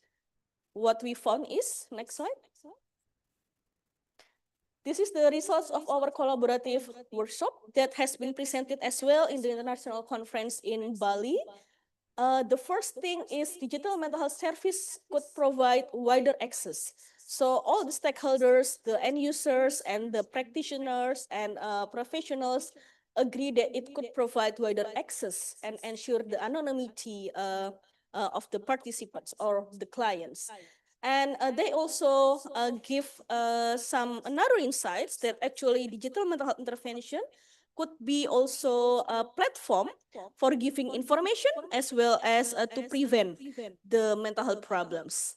And it could also use for the early stage management from mild to moderate mental health conditions. And it will also have like a lower cost compared to our traditional face-to-face consultations. And the last one is they also like suggest that digital mental health service could also be serve as a screening tools. Next slide. However, there are some key considerations for developing digital mental health intervention in Indonesia. The first one is they suggest that it is better for we started from targeting specific user groups to ensure the appropriate involvement of the practitioners as well to develop and co-designing the program. And then the clear structure steps within the interventions, in what way the patients or the clients could access the program, and the easiness of access across the platform is essential for broad adoption as well. So that's the main insights that we've got from our collaborative workshop in January last year. Next. And then after that, still funded by Koneksi, we have like done like a co-design workshop across 5 cities: Jakarta, Medan, Kupang, Banjar, and Denpasar. So based on this process, we are exploring about how they think the internet-based mindfulness program that has been adapted into Indonesian context still relevant to be implemented among young adults. We also explore about the inclusivity among the other part of group across young adults populations. And we also gather and feedback, input, and general consideration from them about how to develop the similar internet-based intervention program that may be developed in the future. And how is the results? So this is the revised version of the internet-based mindfulness intervention that we have. If before in the university students contact, we only include a student's character because we've adapted this comic-based program from this way up. So we decided to include more gender, which is in the first Indonesian mindfulness program. The main character is only one, which is female. However, in this revised web-based mindfulness program, the character also include the male character as well. And the background of the main character who learn about the mindfulness practice is an employee or is a worker, which is different context with the university student. Next slide. And then for the revised one, so this is the revised version that is currently going in a pilot trial, and we are going to finish our pilot trial I think in the end of this month, and we are going to continue to the randomized control trial start from next month I think until in the middle of this year.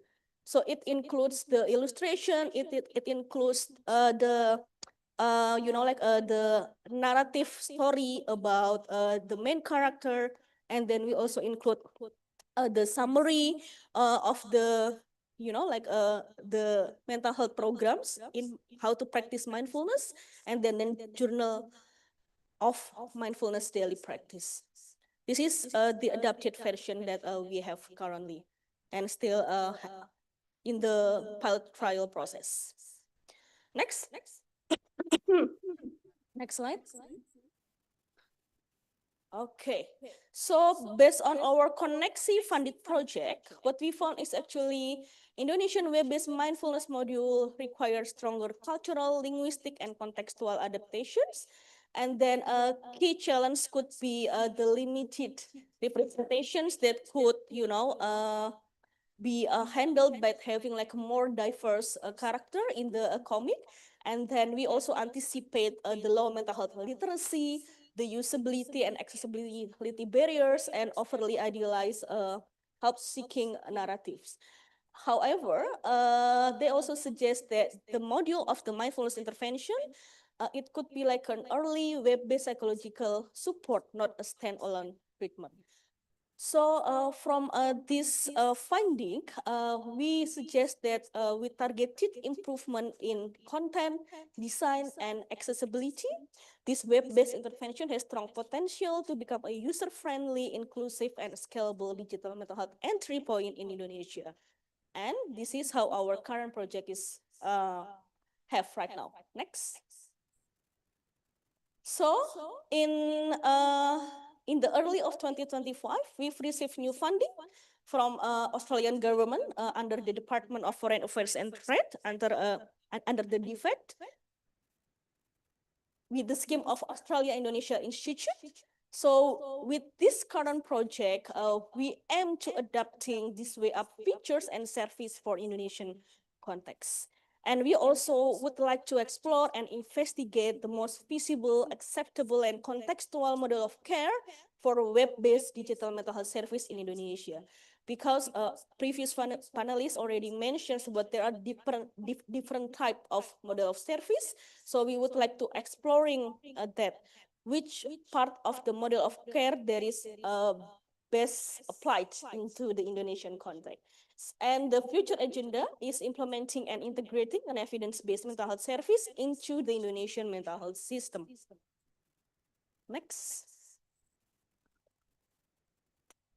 So this is the one that we are going to do for our today's activity is actually like a reviewing the adaptation of this way up website features and service using the focus group discussion. So we have invited several numbers of people for joining the FGD this afternoon, and we would like to see how is the perspective among end users, potential end users, as well as the clinicians and practitioners if we also apply this way of adaptations into the Indonesian mental health system context. Next. I think this is the last slide. So yeah. So to conclude, a web-based digital mental health service presents a promising approach to addressing mental health challenges in Indonesia. However, a careful approach must be given to the design, user engagement, and accessibility to ensure the implementation in broader Indonesian community is suitable. And yes, the final slide, next. So thanks to all funders, collaborators, and research team. So this study has started from my PhD study several years ago under the LPDP, Indonesian Endowment Fund for Education. And then currently it is supported by Australian government under Koneksi and Australia Indonesia Institutes. And the one that is like a below of all this is all the research collaborator coming from Black Dog Institute, UNSW Sydney, St. Vincent's Hospital, and this way up, and from Indonesian institution, from Udayana University, Center for Public Health Innovation, from the PPH, Unika Atmajaya, Medical Faculty, Universitas Indonesia, YARSI IT Department, Rumah Sakit Pertamina Jaya Hospital, and Polytechnic of Jakarta. Next. I would like to introduce you with all the PSIDAMAI research team. So I am the PI of this project under the Koneksi, and then for the co-PI, several co-PI from the Faculty of Psychology is Dr. Titi Sahidah Fitriana, Dr. Endang Foriana, Miss Dilva Junior. We also have research collaborator from Indonesia, from IT department, Dr. Umi Aziza, Dr. Rinaldi Ridwan, and Dr. Levina Chandra from the Faculty of Medicine. And as my dear mentor, supervisor, and international collaborator from Australia, Professor Jill Newby and Dr. Alison Mahani. Next. For the AIE funded, me as a principal investigator with collaborators, Ms. Dilva Junior from the Faculty of Psychology, YARSI University, Dr. Gede Benis Setiawan from the CPHI Udayana and Kirby Institute, and Dr. Faradila Keiko from Rumah Sakit Pertamina Jaya. We also include language and cultural expert from the Polytechnic Negeri Jakarta, Dr. Sari Puspita Dewi, and as well as the international collaborator, Professor Jill Newby and Dr. Alison Mahoney. Next slide. And I also would like to give acknowledge to my all research assistant and staff, Raina, who is like under the Koneksi project, and then Ravenala Istihar under the AII project, data and admin officer, Nadira from the Koneksi project, Alin from AII project, and for the digital media officer, we have Mr. Afgan and Mr. Azumari Azra. Yeah, thank you so much for having me in these sessions, and then hopefully that we already like gather from the panel discussion could give some insights for each audience that attend this session. And I will give back to the moderator, Ms. Dilva Junior. Thank you very much, Dr. Arum, for your very pleasing presentation. It's very nice to hear how this project's growing, and hopefully we can give inputs or collaborative effort for our mental health care in Indonesia. So before we open the discussion session, allow me to briefly synthesize today's messages. Evidence-based digital mental health services are transferable, but not directly transposable. Adaptation requires attention to cultures and users, and most importantly, successful implementation depends on collaboration across disciplines and sectors. Now we will open the floor for Q&A session. For those who join us offline here in the Rascal room, please raise your hand. After I invite you for the question, state your name and affiliation before the question. And don't forget to mention who the panelists you would like to address for your questions. And for our online participants, you can write your question in the chat room, or you can also raise your hand and we will give you to question briefly. We will alternate between on-site and online participation to ensure inclusive participation. So, is there anyone want to raise a question here?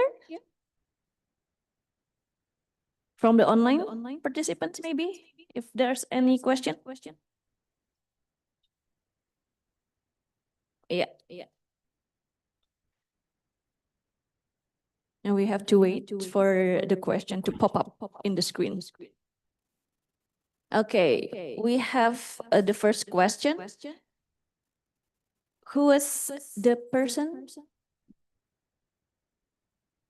I think that could be me about this way up and whether it's mobile friendly. So yes. It can be accessed via your mobile phone. Not an app, I don't think, but it is HTML friendly, which means that it is accessible by far more people. And then there's a question about a stress alert and will it alert the clinician? And yes, it absolutely will. There's a bit of a difference though between the timing of that. So one of the things we did is we had to talk to the clinicians about when they would like to receive those alerts. And so the alerts go to the consumer or the user immediately, but they don't go to the clinician until it's business hours. We found that clinicians were giving us feedback that they wanted to be receiving those alerts during their business hours, so they get them within their working day. But they get the same alert as the patient when there's a high score on a questionnaire like the K10, then they'll get that alert and they'll be directed to log on to their dashboard. So they just get an email saying, one of your patients is scoring high on a distress measure. Please go into your dashboard and check. And what that does is that it gives them the alert and also it also ensures that the information remains confidential and private. And then they can action that alert in a way that suits their existing model of care, their existing practice. How is the stress index gathered? So what happens is the person logs on to complete their lesson. And when I say lesson, I mean they read that sort of comic book story. Before they do that, there's a screen that pops up that has the self-report measure, the items listed on the screen, and they just tick the boxes, and then it collates the answers or adds their responses up. And then if they're high, then they'll get that email saying, oh, hang on, how's this going? And that will send the person the crisis and safety information. Is there patient data from this way up based on age and gender? Absolutely. So we ask people to report very limited demographic information. We don't collect detailed information around, for example, mental health diagnoses or their developmental history, but we do ask for some basic demographic information, including their age and their self-identified gender. We also ask for their postcode, which is just a way of getting a sense of where they live in Australia or around the world. And that's an indice, obviously, of where they live, but it's also an indice, a metric of their relative level of social and economic advantage or disadvantage. So it can be used to kind of get a sense of the level of advantage or disadvantage in the community. the postcode also helps us understand how many people are accessing care that live in quite rural and remote communities. Australia is a big place. I mean, Indonesia, you have lots of rural and remote communities as well, and it can be really good to see, are we reaching the people we need to reach across the lifespan, across the genders, and across remoteness? I hope that answers your question. Please do follow up if it hasn't. Okay, thank you very much, Alison, for your clear answer. Hopefully, Diotisada, it answer your question. Now we have one raised hand from Rina Rahmatika. Hello. Miss Rina? Yeah, hello. Please. Thank you for giving me the time to ask a question. Firstly, I apologize not turning on my video. I hope that's okay. So my question is about developing the digital intervention in general, but maybe especially in this context for mental health intervention. So my question is there any exploration in terms of the familiarity for the people about digital intervention before we try to develop the digital intervention, especially in Indonesia? Or maybe Alison or Jill can also share your experience in developing that kind of intervention. Did you do like exploration about the familiarity of the people about this kind of intervention first? So I think that's the main question of from me right now. Thank you. Thank you very much, Rina. Now I would like to ask Jill or Alison to answer the question. So is the question about whether we work with people who are unfamiliar or familiar with digital interventions when we first develop them? I guess I would say that I've developed quite a few of these in different kind of processes across St. Vincent's Hospital and then at Black Dog. And what we try and do is work together with people both with experience of using digital interventions as well as those who have never used them and never tried using digital techniques or strategies for their mental health, because it's helpful to get people who are both familiar with what works for them, but also people who are very naive around the use of those digital interventions, because then you can see what might work for both sets of people. I don't know what the research is around like whether you are a first-time user of a digital intervention and whether that helps improve outcomes. I know just from anecdotally, people who have used digital interventions can benefit from them again, and then people who are completely new to them can get a lot of benefit too. If they, for the clients who haven't used them in the past, some clients might need a bit of help or support to help them with the technology, especially those who might not be as digitally literate or confident with their technology skills, but with some support and technology kind of guidance, it can be incredibly helpful. I don't know whether that answers the question properly though. Ali, do you have anything to add? Rina, does it answer your question already?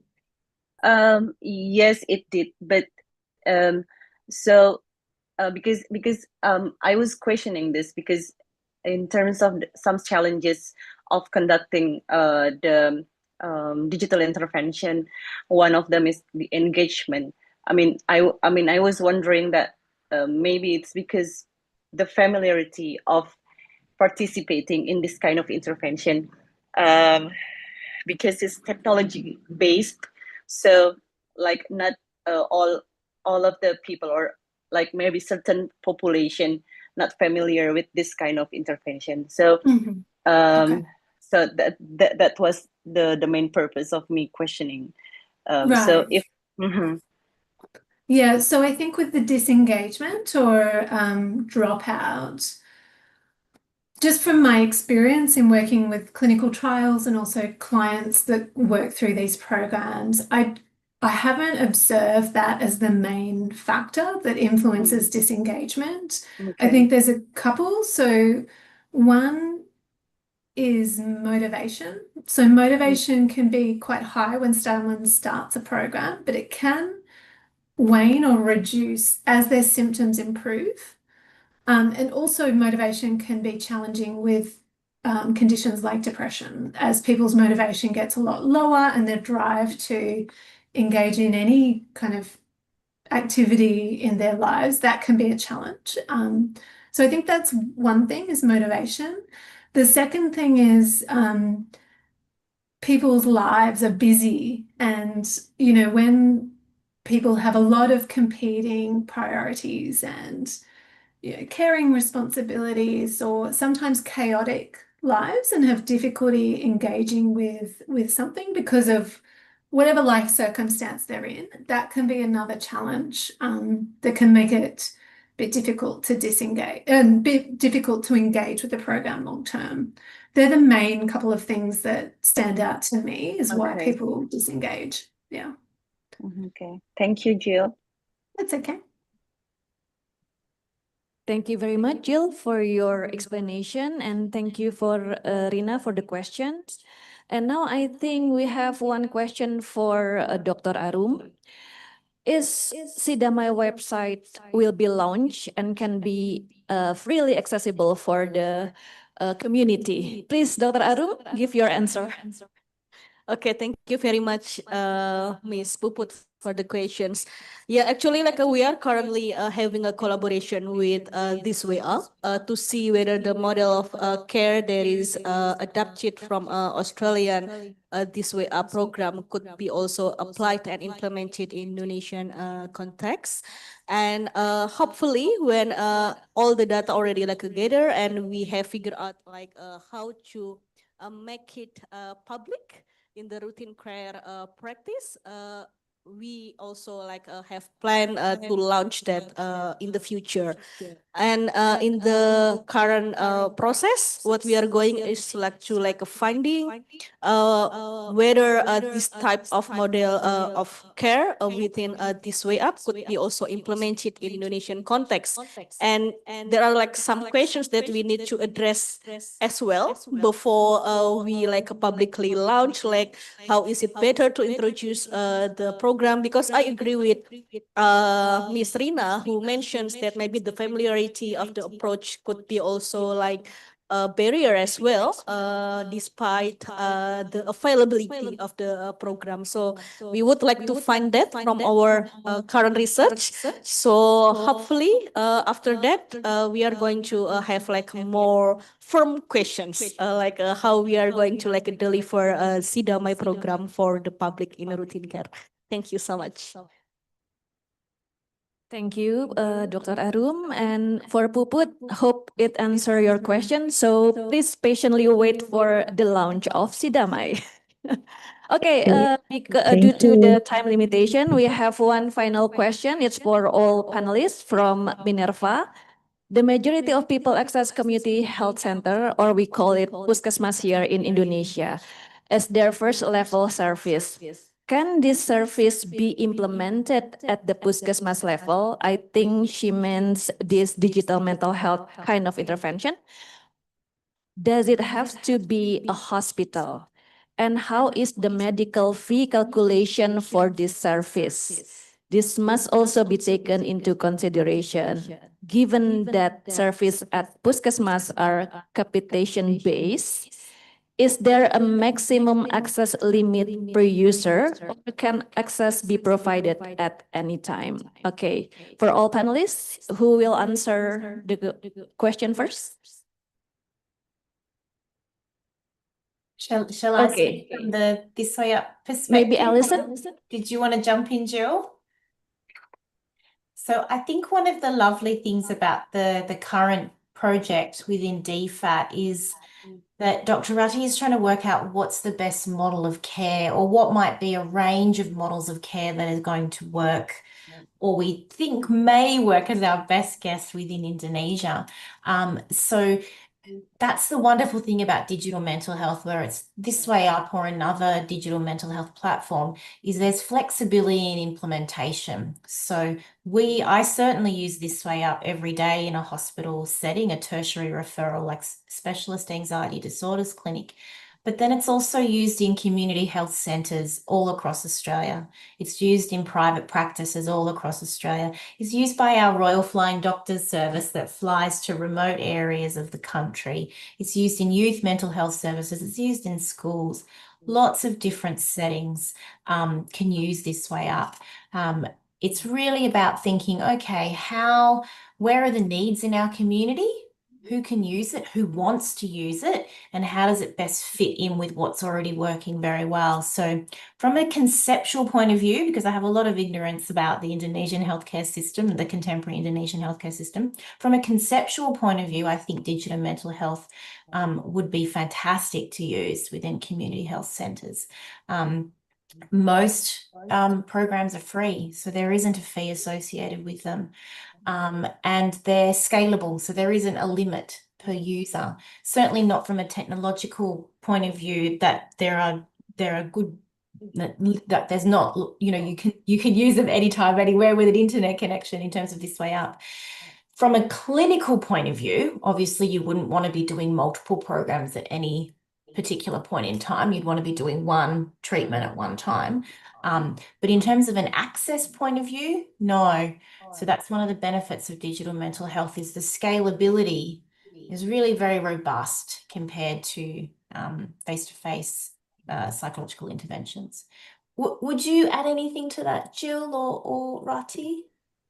I would probably add that, so I completely agree. I think it would be wonderful to see if that is the best model of care, or one model of care, to see this available in community health centres. That sounds like a perfect way to provide the digital mental health interventions.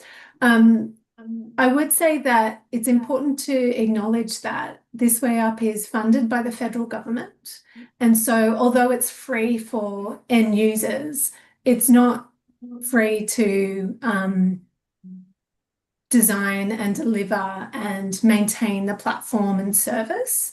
So it's just really worth everyone being aware that that is supported by the Australian government, and that's what enables the program to be able to be delivered for free to clinicians and clients in the community. So it's worth thinking about that from the Indonesian point of view, that the costs associated with delivering a platform and maintaining it and improving it and increasing the quality and revising it so it meets the needs of the community and the clinicians and the clients, that does require funding from government. Like all health services do, yeah. Yeah. Okay, maybe Dr. Arum, would you like to add something? Thank you so much, Jill and Ellie, for your answers, and I really agree that so that's the part that make this project is exciting actually, because we are going to find what type of model of care that would be work best in our Indonesian context. Because I agree that currently the Indonesian Ministry of Health already have some visions to give an access to the mental health care in each of primary health care across Indonesia. And we also to find whether integrating the digital mental health service using the web-based service that This Way have is actually could be implemented and feasible to be integrated into Indonesian primary healthcare, which is in Puskesmas. And according to the about the fee and whether there is any the maximum access for user and everything, that's actually the main questions that we are also have right now to check if it is possible to implement this program this type of service into Indonesian mental health care system, we need also like to find how it's like the best and the most suitable way to support the sustainability of this service, as well as to make sure that it also being like helpful benefit for the Indonesian community. Yeah. Thank you very much, Dr. Arum, for the additional answer. I think that will round up our session today. Thank you very much for the thoughtful discussion and reflection for our all participants and also for our panelists. This panel discussion was intended to set the foundation for deeper engagement, which will continue through the co-design workshop later today. On behalf of the research team, I would like to thank our panelists for their contribution. Jill, Alison, thank you very much for your time. Also, Dr. Arum, and all participants for their active engagement here in the Rascal room and also online. I will now hand the session back to our MC Nadira, and she will guide us to the next part of the program. Thank you so much, Bu Dilova. Baik. Alright, since the panel discussion is over, allow me to... Okay, before we continue, let's take a photo together with our panelists, Alison and Jill.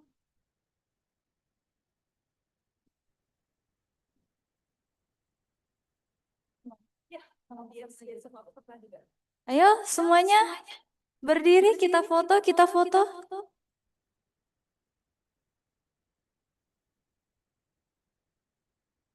Boleh berdiri dulu, kita foto sejenak bersama, kita foto ke depan, boleh? Silakan, silakan.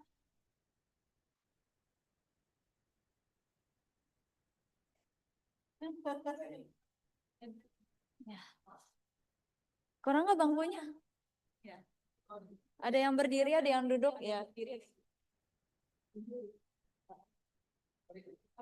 Kalian ayo.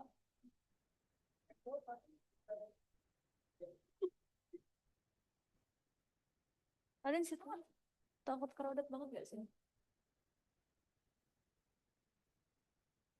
Smile.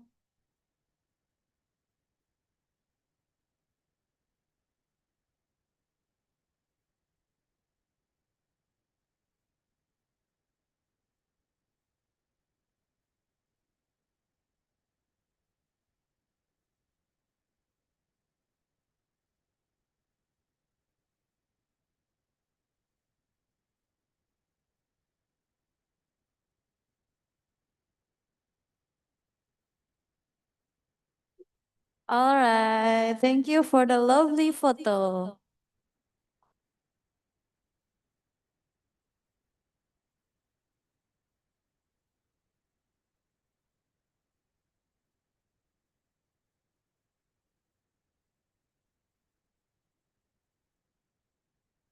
All right, since the panel discussion is over, allow me to speak in Indonesian again. Terima kasih kami sampaikan kepada para moderator serta seluruh panelis dan peserta atas diskusinya yang sangat reflektif, kaya, dan bermakna. Para hadirin sekalian, dengan berakhirnya sesi plenary discussion dan tanya jawab, maka rangkaian panel discussion pada sesi ini telah selesai. Selanjutnya kita akan memasuki waktu short break selama kurang lebih 10 menit. Bapak dan Ibu dipersilahkan untuk menikmati snack dan minuman yang telah disediakan, dan jika ingin pergi ke toilet juga diperbolehkan. Oke, short break silakan. Ya, nanti kumpul ke sini lagi.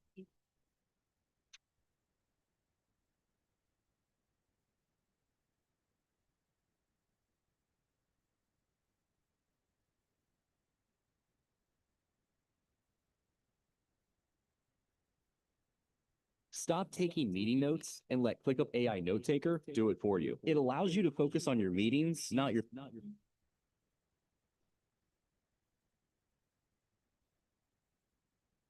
We both changed, we're not the same. Still, I can't help but wish that we stayed that way, like the fire. We're back. Yes, you can't light the same match again. I don't wanna love her less. I don't wanna love you more. Something's missing in my chest that wasn't missing before. I still think of you. I still think of you. Oh, I still think of you. I still think of you.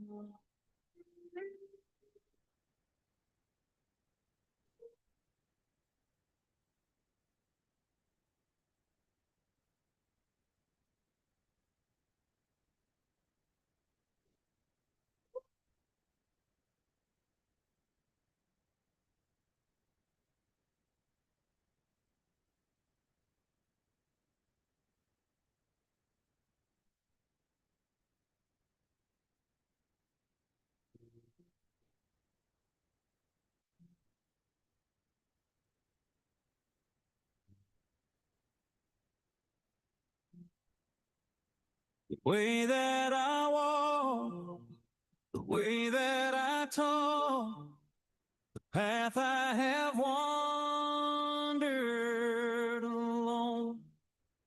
It all has been shown, but still it's unknown.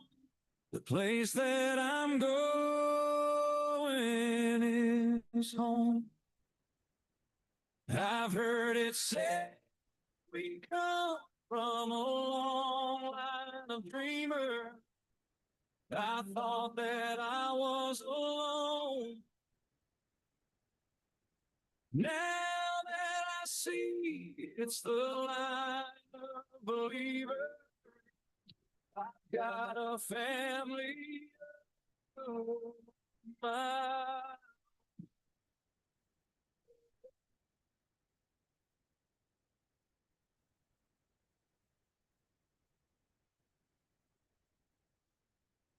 It's been some time, but I think I know the things I find, the things I show. I've spent my life so far from home. I thought I was alone. I've heard it said we come from a long line of dreamers. I thought that I was alone. Now that I see it's the light of a believer, I've got a family,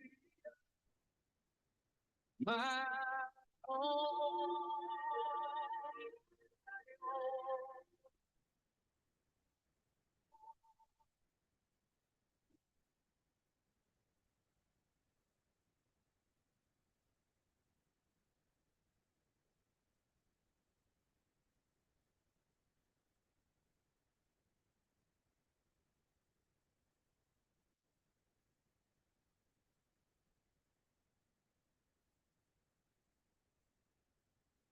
I thought that I was alone.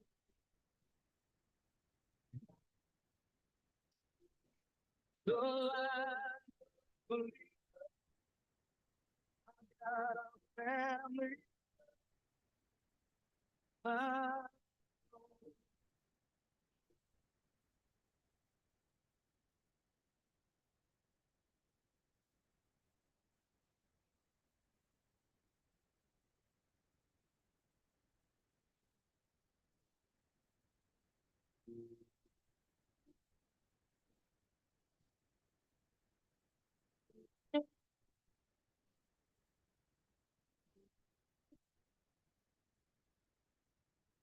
Sometimes it takes a late night drive to find out who you are. And sometimes you need a bright spotlight to see your inner star. Sometimes a man can find his way in a lady's arms. But the best way I ever learned anything was from a late night drive under a bright star in a lady's arms. Lessons in love,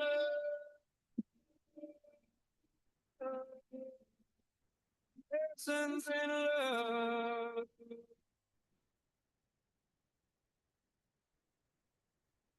Sometimes the best view is from a window, and sometimes a man needs to take it slow.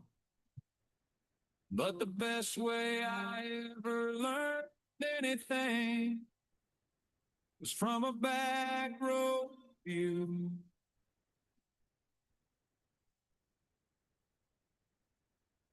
With the windows rolled down and nowhere to go. Lessons in love. Lessons in love.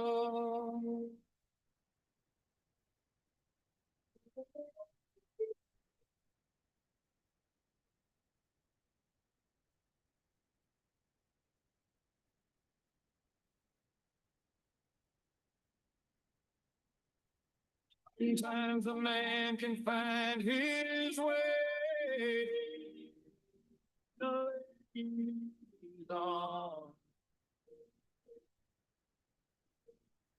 And the best way I learned anything was from a late night drive under a bright star. Fades on. Lessons in love.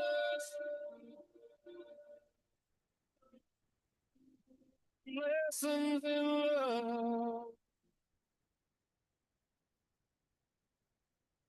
Lessons in love.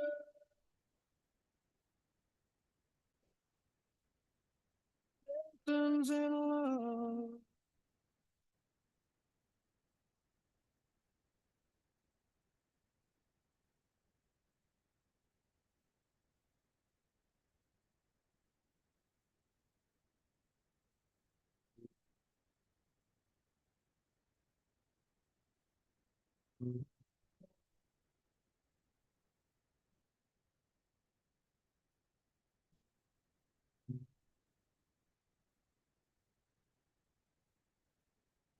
Oh, I knew it when I met her. I knew it when I kissed her. There wasn't no wondering at all.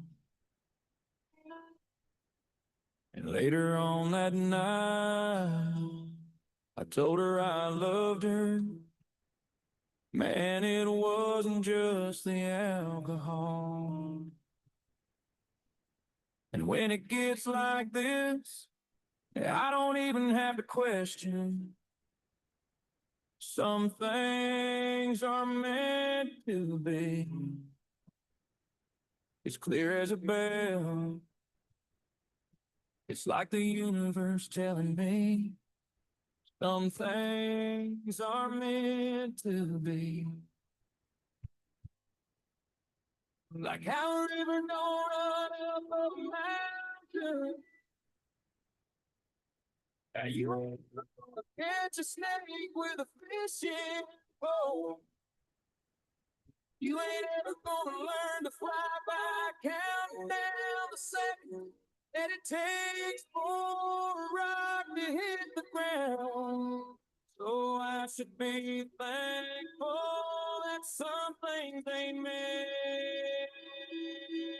to be. I don't always get what I want.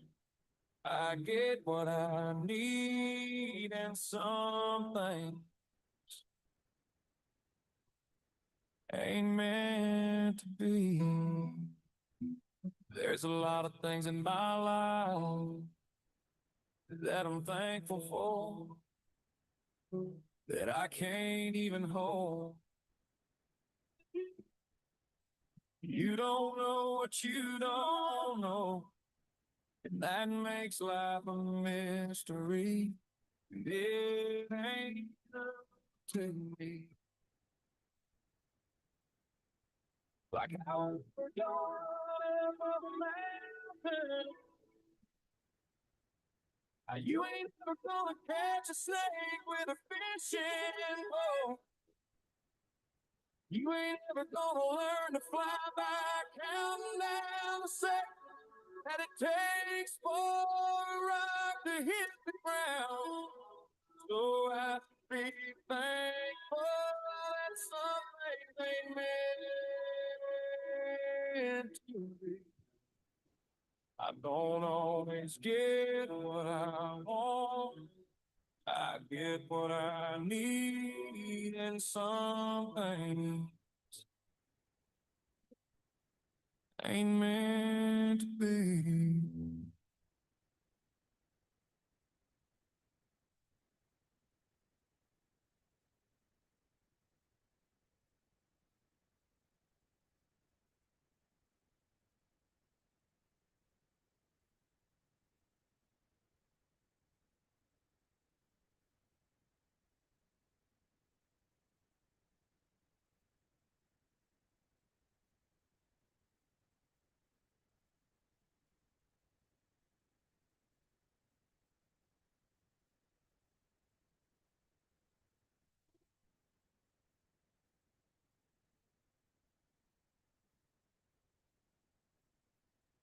There you go in your cut-off jeans, dancing around the kitchen in bare feet, oh baby, don't stop. 'Cause the way you're looking at me right now, looks like you know what you want it right now. Blow right down a 2-lane road to a field on the edge of town where the corn grows on the hood of my truck with the tailgate down. On a blanket underneath the stars, baby, we could head that way. But it's too damn far when the love we got's right.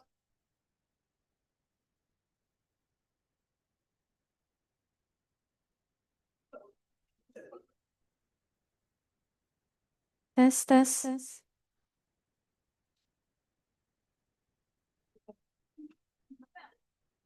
Okay.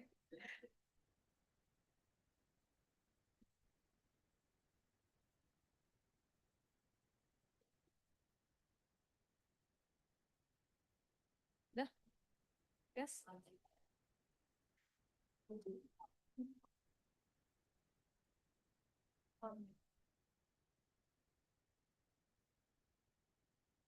Oke, waktu short break-nya sudah selesai.